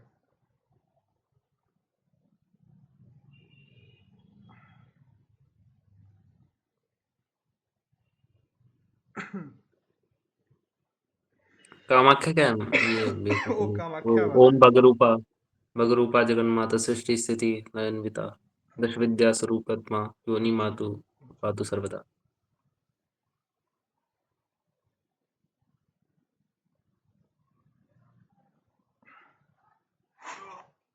यहाँ पर तो है ऑडियो, क्या दिक्कत है इसको? इस सज्जन को क्या दिक्कत था भाई? टाइम वेस्ट हो गया मेरा। चलिए, तो आगे बोल रहे थे, ये सारी चीज़ आप लोगों को समझ में आ गई हैं। अरे प्रयाग भाई, बहुत दिन बाद, कैसे हैं? सब ठीक? हेल्थ कैसी है अभी आपकी? बढ़िया ही नहीं है। बढ़िया नहीं अभी तक? अरे काल भैरव बाबा के मंदिर गए थे? हाँ, गए थे पर अभी तक तो कोई असर नहीं हो रहा है। आफत पे आफत लगी हुई है। इतना ज़्यादा अष्टमेश क्या कर नहीं, दिए थे? कोई सांप आपको मार अष्टमेश दिया की हो क्या? अंतर्दशा, द्वादशेश की प्रत्यंतर। अंतर्दशा। बाप हाँ, रे। थोड़ा लग्नेश का महादशा चल ही रहा है। नहीं, लग्नेश की महादशा में तो फिर भी वही समझा रहा था कि बचाना चाहिए था। तो हम्म। अभी अच्छा, आपके कुंडली में आपका लग्न कौन सा है? धनु। धनु लग्न है। तो इतना दिक्कत तो आपको नहीं आना चाहिए था। अच्छा, नहीं नहीं, खैर चीज़ें सॉल्व हो जाएंगी आपकी, जस्ट अभी सॉल्व हो जाएंगी, क्योंकि आपके द्वादश भाव में ये सबसे ज़्यादा गोचर है अभी। यहाँ पर हम्म। 3 या 4 ग्रह बैठे हुए हैं। हाँ, तो इन्फ्लुएंस तो वहीं पे सबसे ज़्यादा है। चीज़ें हो जाएंगी सॉर्ट आपके लिए, बहुत जल्दी चीज़ें सॉर्ट हो जाएंगी। चलिए,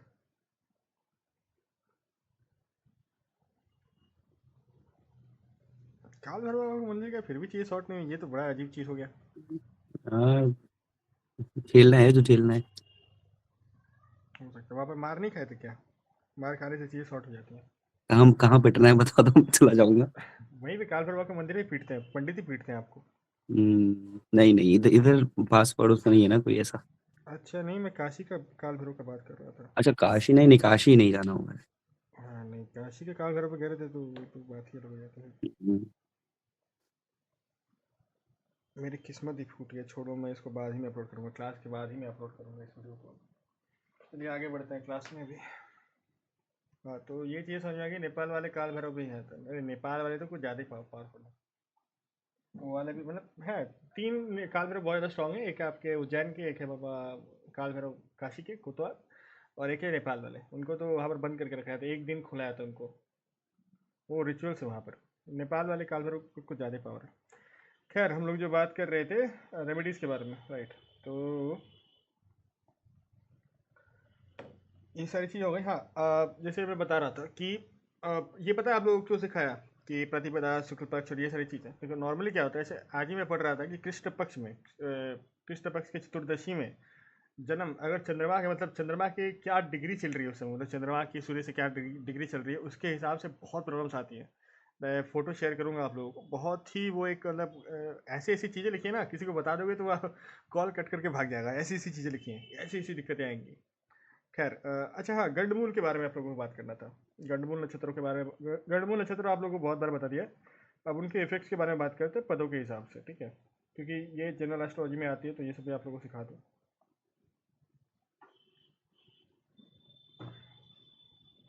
गंडमूल के 6 नक्षत्र, ये तो आप लोगों को पता है। अब उनके इफेक्ट्स के बारे में आज हम लोग बात कर लेते हैं। वैसे इनको अभी बहुत ज़्यादा ये किया जा रहा है कि ऐसे होते हैं, ऐसे होते हैं। The most beautiful people are born in Mula, serpent eye वाले बॉर्न होते हैं श्लेषा में। उनके कष्ट, उनकी जीवन शैली को किसी ने नहीं देखा है। आई थिंक एस्ट्रोलॉजर्स ने उनके जीवन शैली को नहीं देखा है।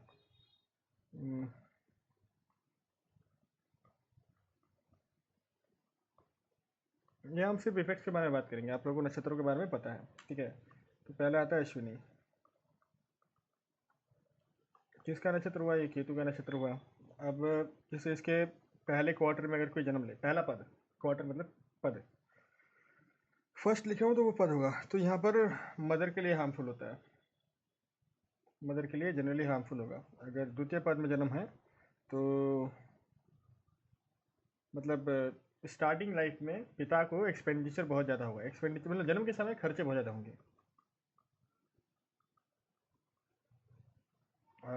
लेकिन कंफर्ट मिलता है and part of the life में। लाइक अब यहाँ पर बोल सकते हैं चंद्रमा का एक्टिवेशन पीरियड आप ले लीजिए 24 साल। 24 साल से थोड़ा सा आगे पकड़ लीजिए, क्योंकि चंद्रमा वहाँ पर एक्टिवेट हो रहा है इस नक्षत्र में, तो कंफर्ट मिलेगा। वैसे एक चीज़ है, अश्विनी जो खुद एक जो नक्षत्र है वो है ट्रैवल का नक्षत्र। इसका जो सिंबल है वो घोड़ा, अश्विनी कुमार है। तो दो अश्विनी कुमार, हीलिंग का नक्षत्र है। फिर क्या बोलते हैं इसको, बिगिनिंग का नक्षत्र है, क्योंकि अश्विनी इज ऑल्सो, मतलब अश्विनी जो है वो एक्चुअली अगर सही में देखा जाए तो जो मीटिंग होता है ना उसका भी नक्षत्र है, क्योंकि अश्विनी में होता है, भ्राणी में प्रेगनेंसी होता है, फिर कृतिका के एंडिंग पद में जन्म होता है, फिर रोहिणी में पालन पोषण होता है, वो सारी चीज़ें हैं। तो ये कहीं ना कहीं मीटिंग का भी नक्षत्र है। तो आप देखोगे अश्विनी वाले लोग को ट्रैवलिंग पसंद होता है, जनरली अश्विनी में बॉर्न लोगों को ट्रैवलिंग पसंद होता है। उसके बाद थर्ड क्वार्टर में यहाँ पर ट्रैवलिंग बहुत ज़्यादा कराता है ये। अब ट्रैवलिंग इन व्हाट सेंस कि जन्म के बाद परिवार आपका घूम ही रहा है, इधर से उधर घूम ही रहा है, बस समझ रहे हो ना। मतलब हो सकता है कि इनका खुद का हाउस ना हो, अगर फोर्थ हाउस का लॉर्ड वीक है, सेकेंड हाउस का लॉर्ड वीक है, तो खुद का घर ना हो, राइट। उसके बाद फोर्थ क्वार्टर में आदमी जो है वो किंग जैसा अगर जी जाएगा, अगर ये अपने फिफ्थ ईयर को क्रॉस करता है, फिफ्थ ईयर को क्रॉस कर जाएगा, तो एक किंग जैसा जिंदगी व्यतीत करेगा, किंग लाइफस्टाइल।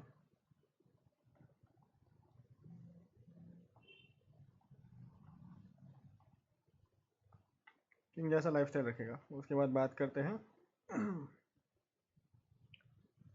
माघा का।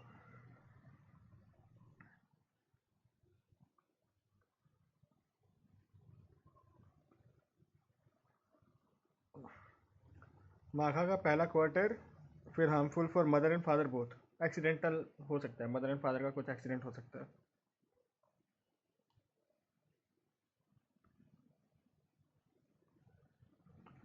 द्वितीय पद जो होता है ये फादर के लिए हार्मफुल होता है। तृतीय पद जो होता है वो कंफर्ट लेके आता है, सारे पद बुरे नहीं हैं। चतुर्थ पद जो होता है ये एडुकेशन बहुत बढ़िया देता है और ये भी कंफर्ट लेके आता है। मतलब अगर बताऊं तो पहले तो ये रुको, मैं रेड कलर से मार्क कर देता हूँ, आप लोग स्क्रीनशॉट ले लेना, सबसे बढ़िया रहेगा। रेड मार्कर कहाँ है? रेड हाईलाइटर नहीं है, हाँ ये है। तो रेड को रेड से मार्क करूँगा तो ठीक नहीं लगेगा ना, पर्पल ले लेता है। ये बुरा है और ये थोड़ा बुरा है, बाकी दोनों ठीक है, मतलब बाकी दोनों सेफ हैं बोल सकते हैं हम लोग। द्वितीय पद यहाँ पर और ये पद ठीक है, यहाँ पर भी कंफर्ट मिलेगा। इसके लिए हम लोग बोलेंगे कि यहाँ पर ठीक है और ये ठीक है, लेकिन बाकी ये जो दोनों हैं ये खराब है नागा के लिए। आप लोग इसका ले लीजिए, फिर हम नागा आगे बढ़ते हैं। अगर आप लोगों को चाहिए तो मैं पीडीएफ भी भेज सकता हूँ इसका, जैसे आप लोग बोलो। तो मैं बता दूँ क्या कि फ़ोटो भेज भेज दूँगा? दो सर, भेज दो। तो पीडीएफ भेज दूँगा कि ऐसे लिखवा दूँ, बताओ। पीडीएफ भेज दो। हाँ तो ठीक है। तो उसके बाद बात करें मूला की। तो मूला का पहला क्वार्टर हार्मफुल फॉर फादर, दूसरा पद हार्मफुल फॉर मदर, तीसरा पद लॉसेस ऑफ वेल्थ, चौथा पद मिक्स्ड रिजल्ट्स होगा डिपेंडिंग ऑन द लग्ना लॉर्ड। ठीक है, उस हिसाब से आपको देखना पड़ेगा कि लग्ना लॉर्ड क्या है और लग्ना लॉर्ड का प्लेसमेंट क्या है, स्ट्रॉन्ग है, वीक है, क्या है, तो उस हिसाब से उसका जो डिसाइड होगा। नॉर्मली या तो हेल्थ गेन होगा या तो हेल्थ बोल रहा हूँ, वेल्थ गेन होगा, नहीं तो वेल्थ लूज होगा चतुर्थ पद में। उसके बाद अश्लेषा आएगा। पहला पद में आपका लॉस ऑफ वेल्थ, दूसरा पद में आपका ब्रदर के लिए हार्मफुल होता है, बड़े भाई के लिए। उसके बाद तृतीय पद में harmful for mother and father, चतुर्थ पद में हार्मफुल फॉर फादर।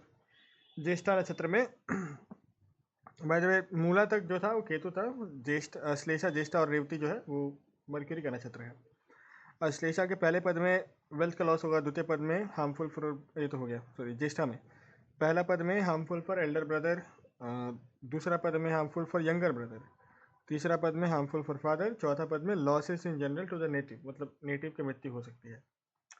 उसके बाद रेवती में पहला पद में होगा आपका किंग जैसा जिंदगी, पहला पद रेवती का ठीक है। दूसरा पद में पावरफुल लाइक अ मिनिस्टर, मतलब मिनिस्टर के पद को प्राप्त करने वाला हो सकता है। तीसरे पद में पैसा मिलता है। चतुर्थ पद रेवती का खराब होता है, जहाँ पर मदर या फादर किसी के एक में मृत्यु हो सकती है, लॉसेस हो सकते हैं।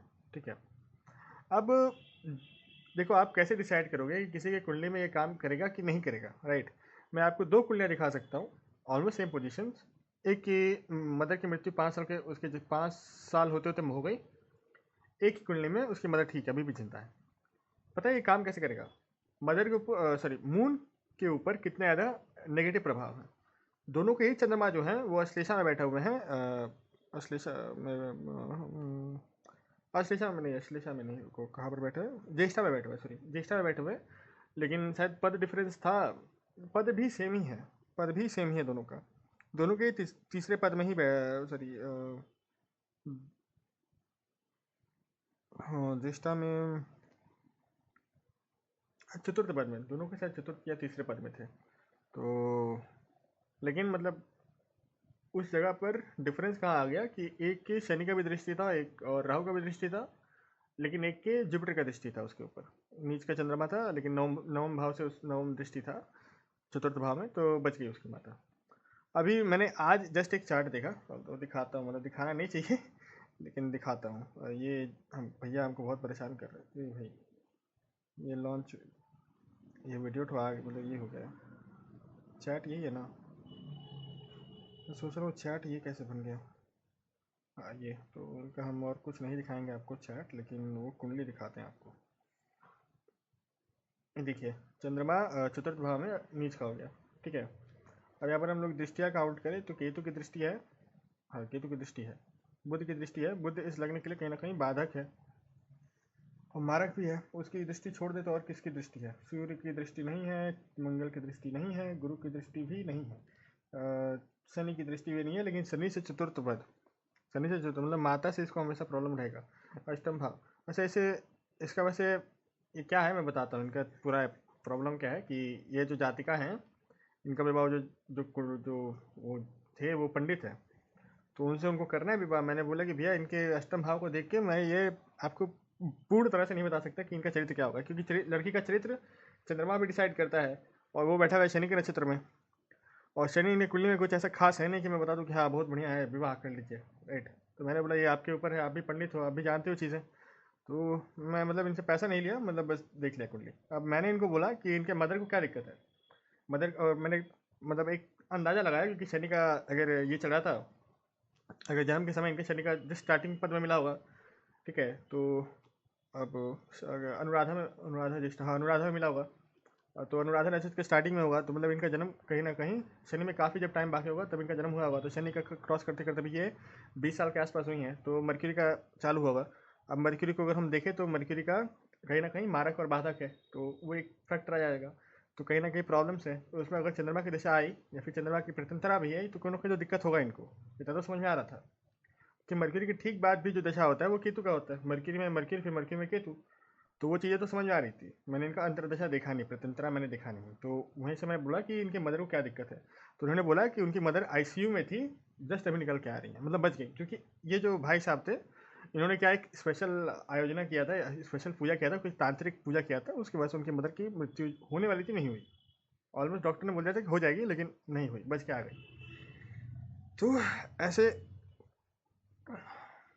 ये तो लड़की की पता नहीं, छोड़ो ये सब नहीं दिखाना चाहिए, क्लाइंट कॉन्फिडेंशियलिटी बनाए रखनी चाहिए। खैर वही वाली चीज़ थी, तो और मैं ये वाला फ़ोटो आप लोगों को भेज दूंगा चैट में, टेंशन मत लीजिए।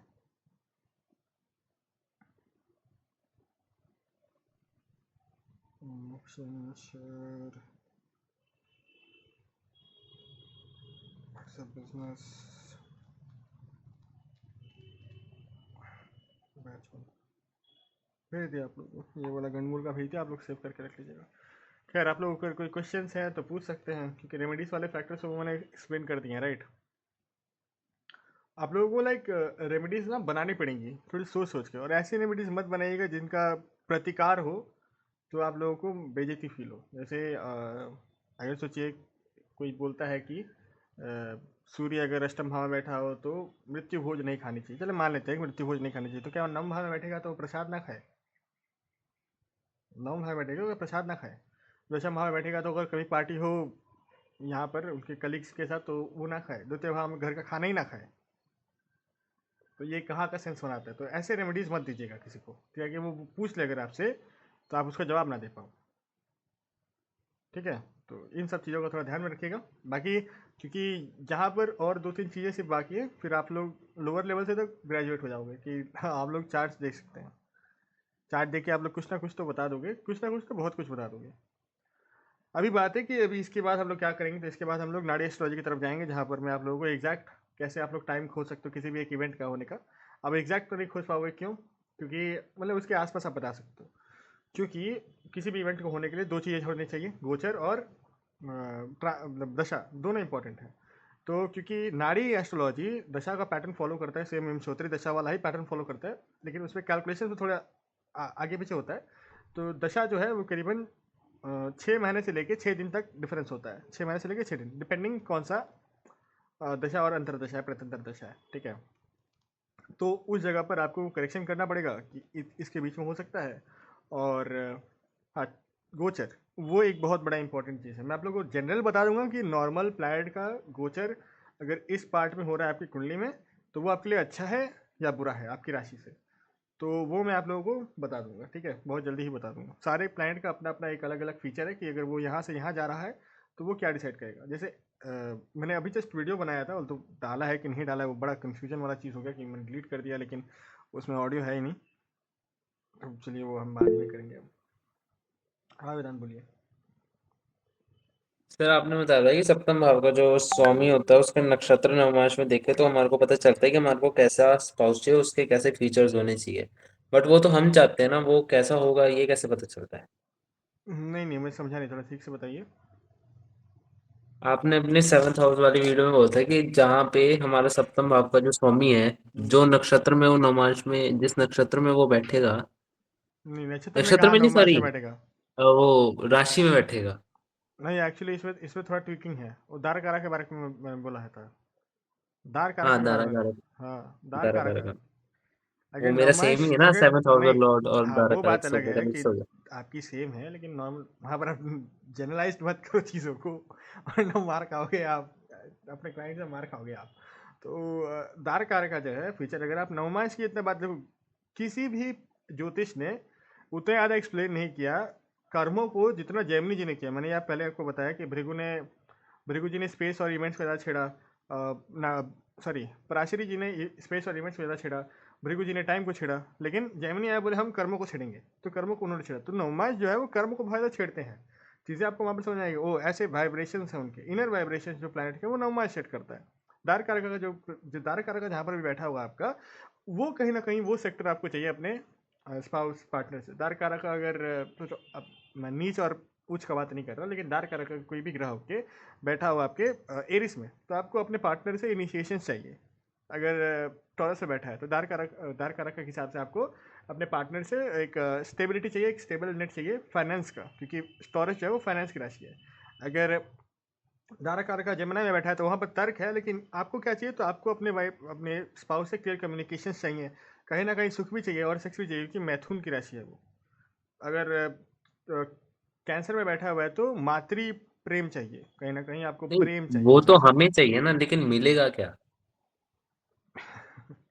मिलेगा क्या वो डिसाइड करेगा आपके दार कारक का, जहाँ पर जिस नवमा से बैठा है वहाँ से दशम या फिर अष्टम भाव, वहाँ से उस नवमा से दशम या अष्टम भाव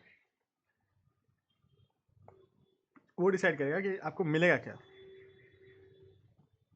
आपको वो चाहिए वो तो बता देता है, यहाँ से डिसाइड करोगे कि मिलेगा क्या। या फिर ऐसा भी हो सकता है कि अगर दार कारक का ठीक है तो आपको वही मिल सकता है जो आपको चाहिए। अब वो बहुत सारी चीज़ों पर ऊपर डिपेंड करता है। अच्छा, एक और मस्त टॉपिक आप लोगों को आज सिखाते हैं। इसके ऊपर वैसे हम कल वीडियो बनाने वाले थे, लेकिन आज आप लोगों को हम सिखा देते हैं। चलिए कि अच्छा सोचिए, कई लोग किसी गलत देवता के, अगर मतलब जैसे होता है कि जैसे सोच लीजिए बाई चांस कि भाई कोई किसी को पूजा करनी चाहिए, जैसे होता नहीं है कि जैसे हम पूजा कर रहे थे राम जी की, इतने दिन से राम जी सुन नहीं रहे थे, शिव जी पे आए तो शिव जी सुनने लगे, हमारे काम बनने लगे, तो वो शिव जी को ज़्यादा मानने लगते। पता है ये क्यों होता, क्यों है ये चीज़ें होती, क्यों, कोई बता सकता है किसी को पता? कुंडली के हिसाब से उनके कुंडली के इष्ट हो हिसाब से सकते हैं। ऑब्वियसली होती है, लेकिन क्यों होती है? देखिए, कुंडली में 3 तरह के 4 तरह के देवता हैं, आप देख सकते हैं। एक्चुअली बहुत सारे तरह के देवता हैं, आप देख सकते हैं 6-7 तरीके हैं। जैसे वहाँ पर आपके इष्ट देवता आते हैं। एक होता है पालन देवता, इनके बारे में हम बात करेंगे। अरे भाई हटना। पालन देवता एक होते हैं आपके कुल देवता, एक होते हैं आपके कुल देवता या देवी, उसके बाद हो गए आपके ग्राम देवता, ग्राम देवता एक होते हैं क्षेत्र देवता। ये सारी चीज़ें आप कुंडली से देख सकते हैं, बस देखने आना चाहिए। तो इष्ट के बारे में तो हमको पता है। अब हम लोग बात करेंगे पालन के। पालन देवता कुंडली में वो देवता हैं जो आपको पालते हैं। मतलब आपका जो आपको जो पालने का, जैसे हम लोगों को पालने का नॉर्मल रिस्पॉन्सिबिलिटी किसके ऊपर है? पापा मम्मी के ऊपर। तो वैसे ही ये पालन देवता जो होते हैं, पुरुष और फीमेल दोनों एनर्जी हो सकती है, तो उनको रिस्पॉन्सिबिलिटी है कि वो हमको पालें। ठीक है, उनको ये रिस्पॉन्सिबिलिटी मिली है कि इस जीवन में वो हमको पाले। तो अगर कोई आदमी बहुत ज़्यादा कष्टकारी फेज से जा रहा है, अगर वो अपने पालन देवता से मांगे या उनकी पूजा करना स्टार्ट करे, तो मैंने नॉर्मली देखा है 99% केसेस में चीज़ें बहुत सॉर्ट आउट हो जाती है, लाइफ में बहुत सॉर्ट आउट हो जाती है। शनि की दशा भी कम हो जाती है, बहुत सारी चीज़ें मतलब सॉर्ट आउट होती है वहाँ पर। तो अब पालन देवता हम लोग डिसाइड कैसे करते हैं? पालन देवता आते हैं अमात्य कारक से। अमात्य कारक क्या होता है? Second highest degree planet.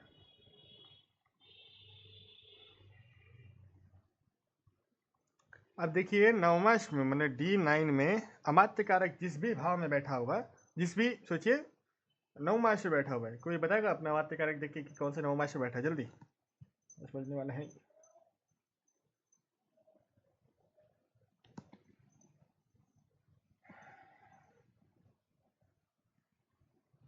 Sir क्या क्वेश्चन है? हे भगवान मैं पागल हो जाऊंगा, ये वेदांत को पढ़ाते पढ़ाते मैं एस्ट्रोलॉजी भूल जाऊंगा। मैंने बोला कि अमात्य कारक जो आपके सेकंड हाईएस्ट डिग्री का प्लैनेट है, वो नवमाश में किस नवमाश में बैठा है वो देखना है, मतलब कौन से राशि में बैठा है नवमाश में। चलो मेरा ही देख लेते हैं। देख लिया देख हाँ, लिया। नाइन्थ हाउस है, नाइन्थ राशि। राशि कौन सी है?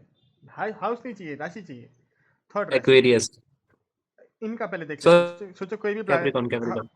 ये अमात्य कारक है, इनका बैठा हुआ है जेमिनाई में। तो जेमिनाई से आपका ये हो जाएगा आपका नाइन्थ और ये एट्थ। तो यहाँ का जो देवता है ना, स्कॉर्पियो को जो देवता है, वो आपके पालन देवता है। आप देखोगे कि आपके लाइफ में जितने भी प्रॉब्लम्स आ रहे हैं वो स्कॉर्पियो से आएंगे। ये हम लोग बात कर रहे हैं वर्क वाइज, फाइनेंसिस वाइज और नॉर्मल जनरल लाइफ के लिए, क्योंकि अमात्य कारक वहीं उसी चीज़ों को रिप्रेजेंट करता है। तो आपको जो नॉर्मल प्रॉब्लम्स आ रहे हैं सस्टेनेंस में, वो स्कॉर्पियो से आएंगे। मित्तल जी के चार्ट में स्कॉर्पियो क्या है? सडननेस, लाइफ में बहुत ज़्यादा सडननेस है। स्कॉर्पियो क्या है? हिडन एजेंडा, हिडन एनिमीज जो आपके काम को बार बार रोकते हैं। स्कॉर्पियो क्या है? आपके ससुराल भी होता है कहीं ना कहीं स्कॉर्पियो में, तो वो भी चीज़ें हैं। तो आप नोटिस करेंगे कि जहाँ पर भी आपके अमात्य कारक बैठे हुए हैं, वहाँ से 6th हाउस ही आपके घर, आपके जो प्रॉब्लम है ना करियर में या फिर अभी जीवनी में, वहीं से प्रॉब्लम आ रही है आपको, उसके देवता को आप पूजा करना चालू कर दो, वो ठीक हो जाएगा। जैसे यहाँ पर क्या है, तो स्कॉर्पियो में आपके आते हैं भैरव, स्कॉर्पियो में आते हैं चंडी माता या फिर विपत तारिणी। ये तीनों जो माता हैं वो यहाँ पर आती हैं। खास करके पालन देवता में अगर हम लोग फीमेल डीटी की पूजा करते हैं, क्योंकि माताएं बहुत जल्दी पिघल जाती हैं, तो फीमेल डीटी की पूजा करते हैं तो बहुत आसान है। जैसे सबके लिए अपना अपना अलग अलग है, आप बोलोगे तो मैं वो भी लिख के भेज दूंगा। वैसे आप लोगों को मुझे ये भी भेजना है, भूल जाता हूँ बार बार। जैसे फर्स्ट के लिए आपकी हैं, सेकंड के लिए आपकी लक्ष्मी माता है, थर्ड के लिए आपकी मातंगिनी माता है, फोर्थ के लिए पार्वती माता है, फिफ्थ के लिए राम जी हैं, या फिर आप देवी दुर्गा को भी पकड़ सकते हैं। सिक्स्थ के लिए आपकी और कौन सी देवी थी मैं भूल गया, नरसिम्हा अवतार वाली देवी नहीं, तंगिरा। नहीं वो नहीं थी, नहीं वो नहीं थी, मैं भूल गया मैं। सेवेंथ के लिए थी तुला के लिए थी माँ ललिता त्रिपुर सुंदरी। एट्थ के लिए मैंने बता दिया। नाइन्थ के लिए है, मैं देवियाँ हैं, भूल जाता हूँ नाम, इतना इतना याद रखूँगा तो कंप्यूटर बन जाऊँगा। तो ऐसे करके देवियाँ डिसाइडेड है, ठीक है। तो जहाँ पर भी देखिए अगर आपको प्रॉब्लम आ रहे हैं सेटल होने के लिए या फिर नॉर्मल प्रॉब्लम्स आ रहे हैं, तो वहाँ पर आप देखिए कि आपके अमात्य कारक कौन से नवमा से बैठे हैं, वहाँ से 6th राशि, वहीं से प्रॉब्लम आएंगे आपके लाइफ में। और उस चीज़ को ठीक करने के लिए आपको पालन देवता का पूजा करना है। तो मतलब उस हाउस से रिलेटेड डीटी की पूजा करनी है, उस हाउस से रिलेटेड माता की पूजा करनी है। मतलब डीटी मेल भी हो सकते हैं, ऐसे राम, जैसे अगर किसी का सोच लो कि पाइसेस से बैठा है, तो वहाँ से 5th 6th होगा आपका लियो। तो लियो में actually Ram ji better perform करेंगे माँ दुर्गा से। तो डीटी पुरुष भी हो सकता है, ऐसा बात नहीं है। जैसे मेरा है मेरा पड़ता है कैप्रिकॉन साइड पड़ता है, वहाँ से 6th पड़ता है आपका कैप्रिकॉन है मेरा, नहीं एक्वेरियस से पड़ता है मेरा मंगल। हाँ एक्वेरियस से मेरा मंगल है नवमशा में, और वहाँ से आपका 6th पड़ता है कैंसर। तो मैं ऑलरेडी महादेव की सबसे ज़्यादा पूजा करता हूँ, वही मेरे पालन देवता है। 4th में आपके महादेव भी आते हैं, कैंसर में महादेव भी आते हैं, पार्वती मैया दोनों आते हैं। एक्चुअली आप लोगों को मैं हर एक अलग अलग ना पद्धति से मैं समझा सकता हूँ कि लाइक एक एक अलग अलग इनको अलग अलग देव, जैसे वैष्णवों के लिए अलग चीज़। हाँ ब्रैक भाई बताइए। तो अब जैसे आप आपने सस्टेनेंस के लिए बात करी, मतलब पालन देवता के लिए, तो वो सस्टेंस तो का। हमने अमात्य कारक देख के करा। हम्म मान लो हेल्थ में प्रॉब्लम आती है तो क्या आत्म कारक देखेंगे? नहीं, घांति कारक। घांति कारक। ध्यान। घांति कारक अच्छा, से 6। घांति कारक से 6। अच्छा, मतलब ये जैसे अमात्य कारक का तो आप लॉजिक बन रहा है, हाँ। क्योंकि वो फाइन मतलब उसका आपके सेटलमेंट का, जॉब का, उसे देखते हैं। हम्म। तो ये भ्रांति जो भी नाम बोला उसका, घांति उससे। कारक। घांति हाँ, तो कारक भ्रांति 6 हाउस कारक। का लॉर्ड होता है ना। घांति कारक 6 हाउस का लॉर्ड होता है। जैसे अब हम जैसे आत्मा कारक होता है, फिर अमात्य, भाति, मातृ, पुत्र कारक, फिर घांति कारक, फिर दार कारक। यहाँ पर घांति कारक आता है। और या तो घांति कारक जहाँ पर बैठा हुआ है, या तो उससे 6th। यही यही से आपका प्रॉब्लम आ रहा है। तो अगर आप देखोगे, घांति कारक लगाओ और घांति कारक का देखो, और वो उनका देखो राशियाँ। तो तो वो भ्रांति कारक से 6,000, भ्रांति कारक 6 नवांश से छठा देखेंगे। या तो छठा, या तो खुद वही जहाँ पर घांति कारक बैठा हुआ है। अच्छा, और जो राशि वहां बनेगी उसके उनके भगवान से आप की। पहले देखिए कि आपके जो प्रॉब्लम्स है क्या उन राशियों से अलाइन हो रहे हैं, पहले वो तो देखिए। अच्छा, हाँ। वो देखिए, उसके बाद देखिए कि अगर हो रहे हैं तो किससे हो रहे हैं, और फिर वहां पर आप उसको उस अकॉर्डिंगली आपको वहां पर पूजा करनी है। तो इसमें नवांश में घर का कोई मतलब हाउस का कोई लेना देना नहीं है, राशि राशि से। उतना नहीं है, ज़्यादा राशियों का लेना देना है। ऑब्वियसली अच्छा, ठीक। हाउसेस का वहाँ पर भी होता है। जैसे नवमांश में भी 11th हाउस का लॉर्ड कहाँ पर बैठता है, तो वो बताता है कि आपकी शादी की जो कॉल है वो क्या है। अब जाओगे नीचे, मतलब उसमें बहुत सारी चीज़ें हैं। जैसे नॉर्मल हम्म। होता है, नवमांश के नवम भाव का लॉर्ड जहाँ पर बैठा हुआ है, वो क्या डिसाइड करना चाहता है आपका, मतलब भाग्य का भाग्य क्या है, कहाँ से आपका हम्म। भाग्य का भाग्य आएगा। जैसे मेरे नवम भाव का स्वामी नवमांश में नवम भाव का स्वामी सप्तम में बैठे, तो कहीं ना कहीं विवाहिक से ही जीवन से मेरा वो वाला चीज़ें टर्न आउट होंगी। उसके बाद जैसे 11th हाउस है कि वहाँ पर आपको क्या चाहिए, मतलब विवाह आपको क्या देगा। 11th हाउस, नवमांश का 11th हाउस विवाह क्या देगा, तो वहाँ का लॉर्ड कहाँ पर बैठा हुआ है नवमांश में, वो बताएगा कि आपको विवाह आपको क्या देगा। नवमांश का प्रथम भाव, वो बताएगा कि आपको विवाह से क्या चाहिए। वो भी है, मतलब अब देखिए, अब हम लोग दो अलग अलग चीज़ों को मिक्स नहीं कर सकते, राइट। तो ये जो चीज़ें थी हाउस वाइज प्रेडिक्शंस, वो आ जाएंगे आपके पराशर के भीतर। और ये जो था नवमांश वाइज प्रेडिक्शन, ये आएगा जैमिनी के भीतर। चीज़ों को मिक्सअप करेंगे तो फिर खिचड़ी बन जाएगी। अच्छा, ठीक ठीक। नॉर्मली आपकी जो दशा चल रही है, आई थिंक उसके बाद पता नहीं, कर लो घांति कारक वाला भी जो करना है आप करके देख लो। अभी तक सब कुछ तो कर ही लिया होगा आपने, ये भी करके देख लो, क्या पता उसी से रिलीफ मिल जाए। कोई बहाना ही हो, भगवान वेट कर रहे हैं उस चीज़ का। बिल्कुल बिल्कुल। करके देख लीजिए। आपको प्रॉब्लम कहाँ आई है, पेट में? नहीं नहीं, मतलब प्रॉब्लम ही प्रॉब्लम है। पूरी बॉडी में ही प्रॉब्लम आ गई है।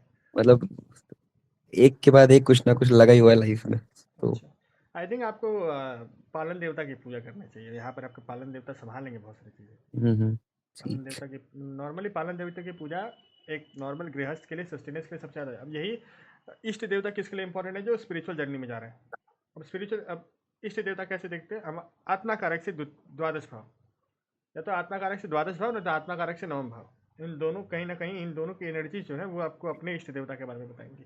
मतलब आत्मकारक नवांश से आत्मा कारक द्वादश। नवम से या तो द्वादश या तो नवम, यही दोनों आपको बताएंगे। अब जैसे इसमें भी अलग अलग चीज़ें हैं। जैसे नवम हमें आपका पूजा करने का मन नहीं करेगा, द्वादश वाले को आपको मोक्ष के जो लेके जाएंगे वो द्वादश भाव के मालिक होंगे। ऐसे अलग अलग बांटा हुआ है चीज़ों को। आप एक देवता के साथ पूजा करके, ऐसे हो सकता है कि आप इनकी पूजा कर रहे हो, पूजा करते करते जब आप हाई स्पिरिचुअल लेवल पर पहुंचो, तो आप पूजा अपना चेंज करके इन किसी और की पूजा करने को, तो वो होंगे आत्मा कारक के द्वादश भाव। नॉर्मली लोग बोल देते हैं, बेसिक से बेसिक एस्ट्रोलॉजी में पंचम भाव का स्वामी आपके इष्ट देवता होते हैं। इतना आसान नहीं होता है, इतना आसान बिल्कुल नहीं होता है। जैसे कुल देवता खोजने के लिए आपको D20 देखना पड़ता है, ग्राम देवता खोजने के लिए उनको अलग है, D27 देखना पड़ता है। बहुत सारी चीज़ें हैं इसमें, एक चीज़ नहीं है इसमें। इसके बाद होते हैं कि आपके पितृ कितना परेशान करेंगे आपको, वो D30 में आएगा, D60 में आएगा। बहुत सारी कॉम्बिनेशन है यहाँ पर। एक चीज़, अब यही तो मेरे को दिक्कत होता है ना जनरलाइज एस्ट्रोलॉजी से, मुझे सख्त एकदम दिक्कत है। लोग ना, अच्छा वैसे आप लोगों को क्या लगता है कि जो आने वाला 26 होगा उसका थीम क्या होने वाला है? आप लोग कैसे, आप लोग सोच रहे हो कि 2026 तो मतलब एक आ गया, तो थीम वही डिसाइड करेगा। एक चीज़ बताओ, एक नंबर ग्रहों से बड़ा है या छोटा है? जो एक नंबर है, सिर्फ एक नंबर, वो ग्रहों से बड़ा है या छोटा है? अरे छोटा बिल्ला, ही है। कंप्यूटर के ऊपर चढ़ गया है तुम, नीचे उतरो। हाँ जी, सॉरी सॉरी, बोलिए। हाँ, छोटा है नंबर तो। बिल्कुल। तो हम वो हमारा वो एक, हम लोगों ने वो चीज़ बनाया हुआ है। नंबर्स जो है वो हमारे लिए बनाए हैं, हमारे वही सोचिए कि हम एक से चालू करेंगे, इन्फिनाइट पे एंड करेंगे मे बी। आप गिनेंगे तो गिन लीजिए जितना तक आप गिनेंगे। तो ये हमारा सोच है। ग्रह कैसे डिसाइड करते हैं और कॉस्मोस कैसे डिसाइड करता है, at the beginning of the year जो ट्रांजिट सबसे ज़्यादा इन्फ्लुएंशियल दिखाई पड़ता है वो ट्रांजिट ही पूरे साल का एक नींव रख के आता है, सिंपलेस्ट भाषा में। कहने का मतलब मतलब कैसे क्लियर? डिसाइड करेंगे ये? आप अगर आप देखो तो, चलो तुम उधर भागो जाओ। अगर आपको याद हो कि I think beginning of the year 2025 में जो सबसे जहाँ पर ट्रांजिट्स हुए थे वो 10th हाउस हुआ था और 4th हाउस में मर्स नीच का था। वो एक बड़ा इन्फ्लुएंशियल ट्रांजिट था, राइट। 29th के बाद चीज़ें ट्रांजिट हुई, लेकिन पहला जो ट्रांजिट था वो था कि मार्स जाएगा जमुनाई में, फिर वहाँ से लौट के आएगा कर्क में, जहाँ पर वो नीच का हो जाएगा, राइट। और भी 2-3 चीज़ें थी। और उस समय सैटर्न था, वो रोक रहा था वर्ल्ड की ग्रोथ, क्योंकि वो एक्वेरियस में था, ठीक है। अब देखिए इस साल का जो सबसे महत्वपूर्ण जो ट्रांजिट होगा वो होगा वीनस और राहु का बिगिनिंग ऑफ द ईयर मिलाप। वीनस और राहु एक साथ एक्वेरियस में आ जाएंगे। एक्वेरियस क्या है? एक्सपेंशन की रही है, मैंने अपने इसमें बनाया रील में भी। एक्वेरियस क्या है? एक्सपेंशन की राशि है। एक्वेरियस क्या है? इनकम की राशि है। तो कहीं ना कहीं 2026 में सबको अपना इनकम जो है एक्सपैंड होते दिखाई पड़ेगा। ऑब्वियसली आप लोगों की कुंडली में कहाँ पर पड़ रहा है एक्वेरियस, उन चीज़ों पर डिपेंड करेगा। अब जैसे एक्वेरियस किसी के द्वादश भाव में है तो उसका खर्चा एक्सपैंड होगा। ऑल्दो 12th बस वही नहीं है, 12th में आपका अलग प्लेजर्स भी है, तो वो सारी चीज़ें भी एक्सपैंड होंगी। लेकिन जनरल थीम यही रहेगा, एक्सपेंशन ऑफ एक्वेरियस, वो सबसे ज़्यादा मोस्ट इंपॉर्टेंट होगा। उसके बाद वैसे तो अब रील का वो वीडियो है, लेकिन आप लोग बोलोगे तो मैं बता दूंगा कि बाकी और क्या क्या होने वाला है उस साल। नहीं तो अब वीनस राउस एक्वेरियस में तो फिर एक्स्ट्रा वीनस मैरिटल और चीटिंग के भी वो दिखेंगे। बिल्कुल होगा, बिल्कुल होगा, लेकिन अगर डिपेंड करता है ना कि कहाँ पर पड़ रहा है ये चीज़ें, राइट, कहाँ पर पड़ रही है। अब जैसे किसी की शादी नहीं है तो उसके लिए वो, जैसे सोचो, मैंने रील में भी बोला था कि अगर सिंह लग ले लेते हैं, सप्तम भाव में पड़ेगा वो आपका एक्वेरियस, तो वहाँ पर क्या होगा कि 7th house is what? Business है। खास करके Venus plus Rahu is online business, perfume business, lavish business, वो ये सब स्टार्ट कर सकते हैं, या फिर उनमें उनमें उनका मन लगेगा। या फिर अगर किसी का वो सिंगल है तो रिलेशनशिप आने के आसार बन जाएंगे। अगर शादीशुदा है तब एक्स्ट्रा मैरिटल के चांसेस बन जाएंगे। देश काल पात्र के हिसाब से प्रेडिक्शन चेंज होंगे ऑब्वियसली, लेकिन ये तो थीम रहेगा। पंचम भाव में बढ़ा तो प्रेम प्रेम बढ़ेगा आपका, आगे प्रेम बढ़ेगा या बच्चे बढ़ सकते हैं, लड़की का आगमन हो सकता है घर में, राइट। या फिर हो सकता है कि चाइल्ड बर्थ में कोई दिक्कत आए, डिपेंडिंग कि आपके कुंडली में कैसा बिहेव कर रहा है वीनस और राहु की। ये सारे मतलब, लेकिन यही जनरल थीम तो यही डिसाइड रहेंगे, यही रहेगा तो साल स्टार्टिंग। की शुरुआत का जो पहला ट्रांजिट रहता है वो उसको सब, मानते हैं हाँ, इन्फ्लुएंशियल। वो होता है। और इंडिविजुअल के लिए वर्षफल होता है। वर्षफल में एक प्लैनेट निकल के आता है जो सबसे इंपॉर्टेंट प्लैनेट होता है, और वो डिसाइड कर, वो जिस भाव में बैठेगा उस भाव से डिसाइड होता है कि अच्छा आपका पूरा जो साल जाने वाला है उसका कॉल क्या होगा।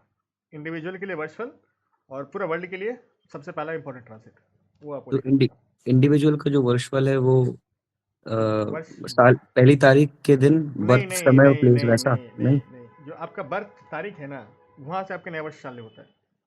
अच्छा, बर्थडे से। बर्थडे से बर्थडे ऐसे होता है। हाँ वेदांत जी बोलो। सर वो तो इंग्लिश कैलेंडर के हिसाब से हुआ ना बर्थडे।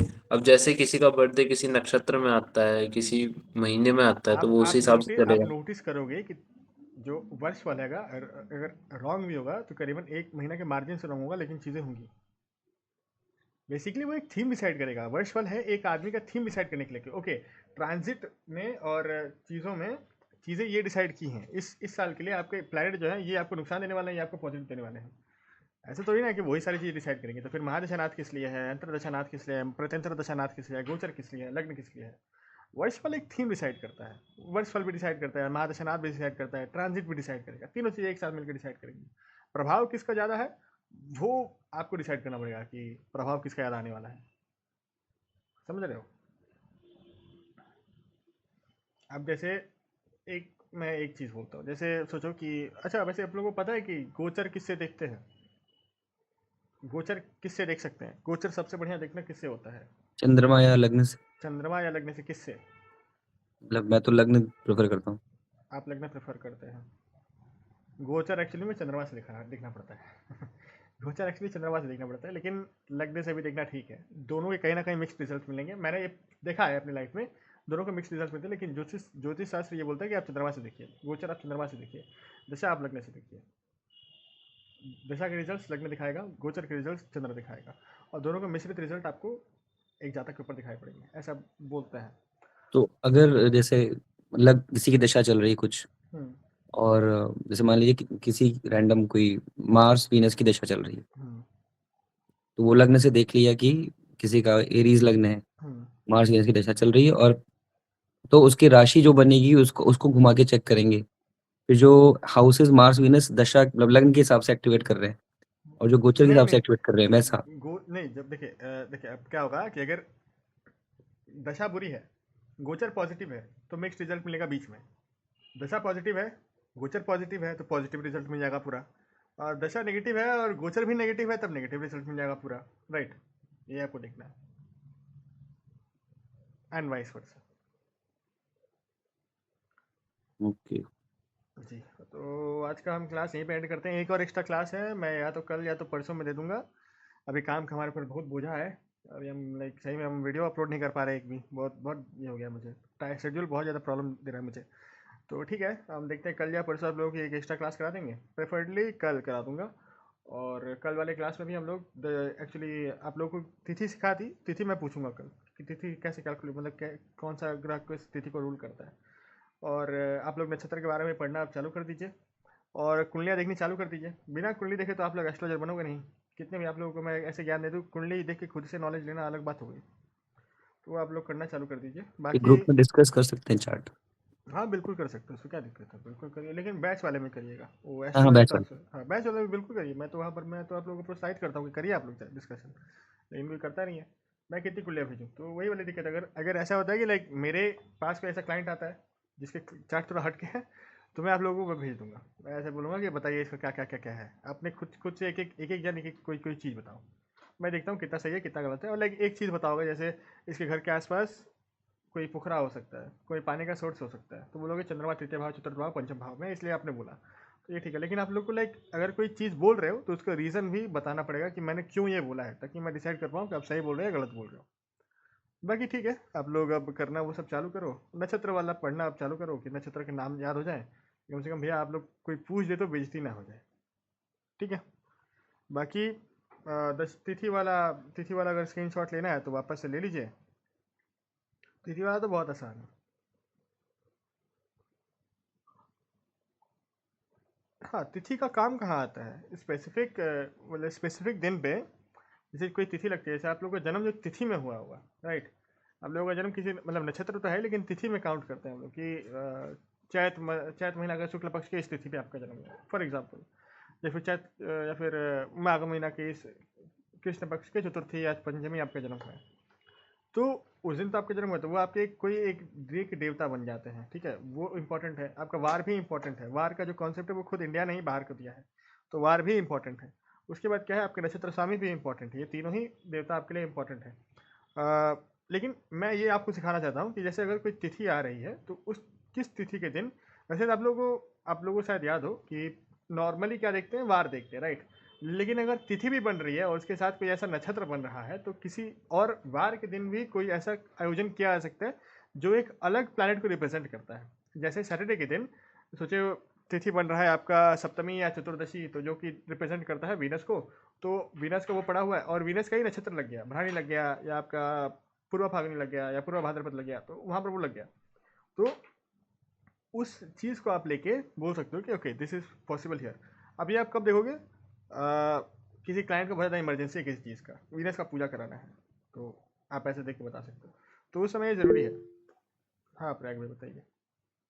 ये आपने अष्टमी का शायद शनि लिखा हुआ है। तो अष्टमी ये तो शनि है। मतलब जैसे अगर ऊपर से शुरू करें तो हम्म 7 ही ग्रह होते हैं, तो 7वें नंबर सप्तमी इसमें आना चाहिए शनि को।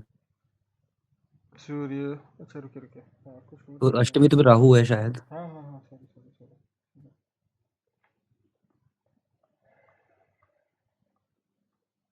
ये राहु है, हाँ ठीक है, सॉरी, लिखना भूल गया था, सॉरी। ठीक है, यही सीक्वेंस फॉलो होता है, ठीक है, थैंक यू। तो ये सीक्वेंस फॉलो होता है अष्टमी राहु, और आई थिंक पूर्णिमा को लेकिन सैटर्न कंट्रोल करते हैं। पूर्णिमा जो है उनको सैटर्न कंट्रोल करेंगे और अमावस्या को राहु। चलिए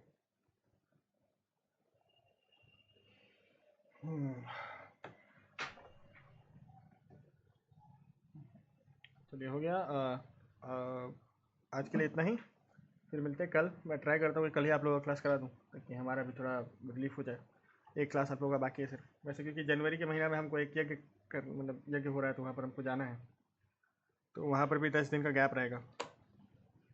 अगला साल का मेरा ट्रैवलिंग भी बहुत ज़्यादा है क्योंकि जुपिटर ने वो नींव रखा। अच्छा हाँ, वैसे आप लोगों को बताना था कि लाइक अगले साल का क्या क्या होने वाला है इंपॉर्टेंट, राइट। तो मतलब गोचर आप देख लीजिए, आप अपने चार्ट में आप समझ जाओगे कि अगले साल की थीम क्या होने वाली है गोचर की। तो पहले तो आपका हो रहा है कि एक्वेरियस में आपका राहु प्लस वीनस होगा, तो ग्रोथ तो आपको मिलेगी। जिस भी सेक्टर में आपका एक्वेरियस पड़ता है वहाँ पर आपको ग्रोथ देखने को मिलेगी। द्वितीय में क्या हो रहा है कि द्वितीय में आपका उसके बाद ही जो ठीक ट्रांजिट होगा वो मार्च के आसपास होगा, वो होगा राहु धनिष्ठा में जा रहे हैं। तो जहाँ पर भी फिर से एक्वेरियस पड़ रहा है तो उस जगह पर थोड़ा ज़्यादा आप काम करना चालू होगा। धनिष्ठा मंगल का नक्षत्र है, राहु वहाँ पर जा रहा है तो उत्तेजना पैदा करेगा। डिपेंडिंग ऑन योर चार्ट कि राहु मतलब मंगल आपके लिए पॉजिटिव है नेगेटिव है, तो ये वहाँ पर आप लोगों को दिखाई पड़ेगा, उस चीज़ में रिफ्लेक्ट होगी। उसके बाद तीसरा जो होगा वो 11 या 12 जून के आसपास होगा। 11 जून आई थिंक, 11 जून के आसपास जुपिटर जो है वो आ जाएंगे आपके कर्क में, और फिर पार करके चले जाएंगे लियो में। तो like third house is for travelling, मेरे लिए थर्ड हाउस ट्रैवलिंग है। तो कहीं ना कहीं जुपिटर जो है वो मेरे ट्रैवलिंग का half of the year travelling का सेट कर रहे हैं। आप यही चीज़ अपनी कुंडली पे लगा देख सकते हो कि जहाँ पर भी जमनाई पड़ेगी वहाँ पर आप लोगों को उत्तेजना मतलब चीज़ें अलग होते हुए दिखाई पड़ेंगे। मतलब डिपेंड करता है कि जैसे फर्स्ट हाफ में क्योंकि वो रेट्रो चल रहे हैं तो वहाँ पर चीज़ें स्लो होंगी, अलग चीज़ें होंगी, राइट। क्योंकि मेरे नवम भाव के स्वामी तृतीय में बैठे हुए हैं, तो धार्मिक ट्रैवल्स तो वो तो वहाँ पर है, वो वापस लेके आए क्योंकि मुझे कर्म सुधारने हैं, तो मुझे जाना पड़ेगा। मुझे कर्म सुधारने, किसी तरह के कर्म मुझे बाकी है, नहीं करूँगा तो मुझे दिक्कत होगी, तो मुझे करने पड़ेंगे, तो वो वहाँ पर आ जाता है। तो जैसे ही आप लोग देख सकते हैं कि आपके जो नवम और मतलब 9th राशि और 12th राशि कहाँ पर पड़ रही है और मिथुन कहाँ पर पड़ रहा है, तो उस हिसाब से वो चीज़ें आपको एडजस्ट करनी पड़ेंगी। फिर उसके बाद जो मेजर ट्रांजिट आएगा वो जुपिटर ही आगे बढ़ जाएंगे। ऑल्दो सैटर्न जो है, सैटर्न पार नहीं करेंगे इस साल, तो ऑब्वियसली जाएंगे नहीं एरीज में, लेकिन सैटर्न इस साल एक आधारशिला रखेंगे आपके लिए। आप देखो आपके जहाँ पर भी सैटर्न का दृष्टि है ना, अब वो हाउसेस मोर कंस्टेंट फील होंगे आप लोगों को जहाँ पर भी इररिस्पेक्टिव। जैसे अगर किसी का लग्न में है और तृतीय भाव पे दृष्टि पड़ रही है, सप्तम भाव पे दृष्टि पड़ रही है, दशम भाव पे दृष्टि पड़ रही है, तो जैसे अगर लग्न में ही अभी शनि गोचर कर रहे हैं तो आप लोग देखोगे कि आपकी स्किल्स डेवलपमेंट के लिए आप लोग बहुत जो उत्तेजित हो। 7th हाउस हो सकता है रिलेशंस के लिए, और 10th हाउस वर्क क्षेत्र। तो ये 3 क्षेत्र आपके लिए बहुत ज़्यादा परेशानी वाले क्षेत्र बन गए हैं अभी के लिए। आप लोग बहुत ज़्यादा उसके बारे में सोच रहे हो या सोचने के लिए फोर्स्ड हो, ऐसी सारी चीज़ें आप लोगों को अभी दिखाई पड़ेंगी। फॉर एग्जाम्पल जैसे अगर किसी का सप्तम भाव में पड़ा है तो वैसे दृष्टियाँ देखिए, आप लोग काउंट करिए तो वो सारी आप लोगों को प्रॉब्लम्स आएंगी। ऑब्वियसली जहाँ पर है अगले साल कम बैक होने वाला है, बिल्कुल हो सकता है, दैट इज़ बिल्कुल, क्योंकि वर्ल्ड का ही कम बैक होगा। यू विल सी कि कहीं ना कहीं ग्रेट राइजेस होंगे। ऑब्वियसली अब लाइक एक चीज़ का दिक्कत है, एक ही चीज़ का मुझे जो दिक्कत है वो एक ही चीज़ का दिक्कत है, पूरे वर्ल्ड के जो भाग्य है ना उन पर शनिदेव का दृष्टि है पूरे वर्ल्ड का जो भाग्य है उस पर शनिदेव की दृष्टि है। पता चला जहाँ लोगों ने स्पेकुलेटिव गेम्स लगाना चालू किया वहीं पे दुनिया का लॉस हो गया। बस वही एक चीज़ मुझे दिक्कत दे रहा है, क्योंकि शनिदेव अभी उत्तर भाद्रपद, पूर्व भाद्रपद, रेवती, हाँ उत्तर भाद्रपद में पूर्व भाद्रपद में जाएंगे। पूर्व भाद्रपद की जो देवता है वो शायद अहिरबुंदे हैं, तो वो कहीं ना कहीं एक उग्र देवता है, तो वहाँ पर भी स्वभाव चेंज होगा सैटर्न का। तो ये सारी चीज़ देखनी पड़ेगी, लेकिन जनरल यही होगा, ग्रोथ ही मिलेगा। लेकिन अब जहाँ पर लोग स्पेकुलेटिव इतना पैसा कमाएंगे, बस वहीं पे बर्बादी चालू, वहीं पे बर्बादी चालू हो जाएगी। और there is one more thing कि मिनरल से कहीं ना कहीं जुड़ा ना कोई कि वर्ल्ड में कुछ ना कुछ मिलेगा नया। ये मुझे लग रहा है कि नेक्स्ट ईयर मिनरल से जुड़ा हुआ कुछ ना कुछ नया हम लोग को मिलने वाला है, क्योंकि एक ही साथ कहीं ना कहीं बहुत क्लोज में ट्रांजिट होगा इनका, सूर्य और मार्स का एक ही साथ ट्रांजिट होगा कैप्रिकॉर्न में। तो कहीं ना कहीं ये दो फैक्टर्स भी आएंगे उस प्ले में कि कहीं ना कहीं हम लोगों को कुछ नया मिनरल से, कोई नया मिनरल तो नहीं बोलूँगा, हो सकता है कि कोई नया एलिमेंट का खोज हो जाए, ये भी पॉसिबिलिटी है, या फिर मिनरल से जुड़ा हुआ कुछ नया सोर्स मिले वर्ल्ड को, ऐसा भी हो सकता है। कहीं पे नया पेट्रोलियम डिपॉजिट मिल जाए, या फिर मिनरल ही मिलेगा, मोस्ट लाइकली गोल्ड, सिल्वर और सम काइंड ऑफ वैसा ही मिलेगा। ये बहुत बड़ा पॉसिबिलिटी मुझे अगले साल दिखाई पड़ता है। ग्रोथ है, सोशल मीडिया ग्रोथ है। एआई विल बिकम सेक्सुअल, क्योंकि राहु और वीनस का Aquarius, AI will become sexual. कहीं ना कहीं आप लोग देखोगे कि जो मतलब डीप फेक वीडियोस वायरल है। डीप फेक वायरल हो सकता है, जो चैट जीपीटी पे अभी रिस्ट्रेंस थे वो ख़त्म हो सकता है, या फिर किसी भी प्लेटफॉर्म पे जो रिस्ट्रेंस थे एआई को लेके वो सारी चीज़ों को कम किया जा सकता है या ख़त्म किया जा सकता है। ये सारी चीज़ें आप लोगों को दिखाई पड़ेंगी, ये सारी चीज़ें आप लोगों को एक चीज़ दिखाई पड़ेगी। और ये बहुत सारी चीज़, लाइक आप जैसे जैसे आप ट्रांजिट्स को काटते जाओगे ना, आप लोगों को पूरे वर्ल्ड का व्यू दिखाई पड़ेगा कि अगले साल क्या क्या क्या क्या होने वाला है। वैसे अगले साल भी शेयर मार्केट स्ट्रगल करेगा, क्योंकि शेयर मार्केट का जो मेन राशि है, वैसे जनवरी के महीना में ऑब्वियसली राइज करेगा, लेकिन फिर भी स्ट्रगल कहीं ना कहीं बना रहेगा till the month of April. फिर उसके बाद रिकवरी करेगा, फिर उसके बाद नीचे हो जाएगा। ऐसी चीज़ें आप लोगों को बार बार दिखाई पड़ेंगी, क्योंकि वो वाइब्रेशन ही वहीं पे वैसे ही सेट कर दिया गया है, राइट। तो ये सारी चीज़ें आपको दिखाई पड़ेंगी। और रिसेशन तो अगले साल नहीं दिखाई पड़ता है, शायद रिसेशन से वर्ल्ड खुल जाए, ये पॉसिबिलिटी है कि रिसेशन कहीं ना कहीं कम हो जाए। हो सकता है कि एआई का बबल फूटे, ये भी हो सकता है कि लाइक मार्केट्स थोड़ी देर के लिए कोलैप्स करे, क्योंकि एआई का बबल बस्ट हो सकता है। अब ये शेयर मार्केट के एनालिसिस में चले जाते हैं वो सारी चीज़ें, तो वो सब तो आप लोग नहीं समझ पाओगे अभी। खैर आज के लिए यही क्लास रहा, चलिए गुड नाइट, जय श्री राम। हाँ, थैंक यू सर। जी जी गुड नाइट।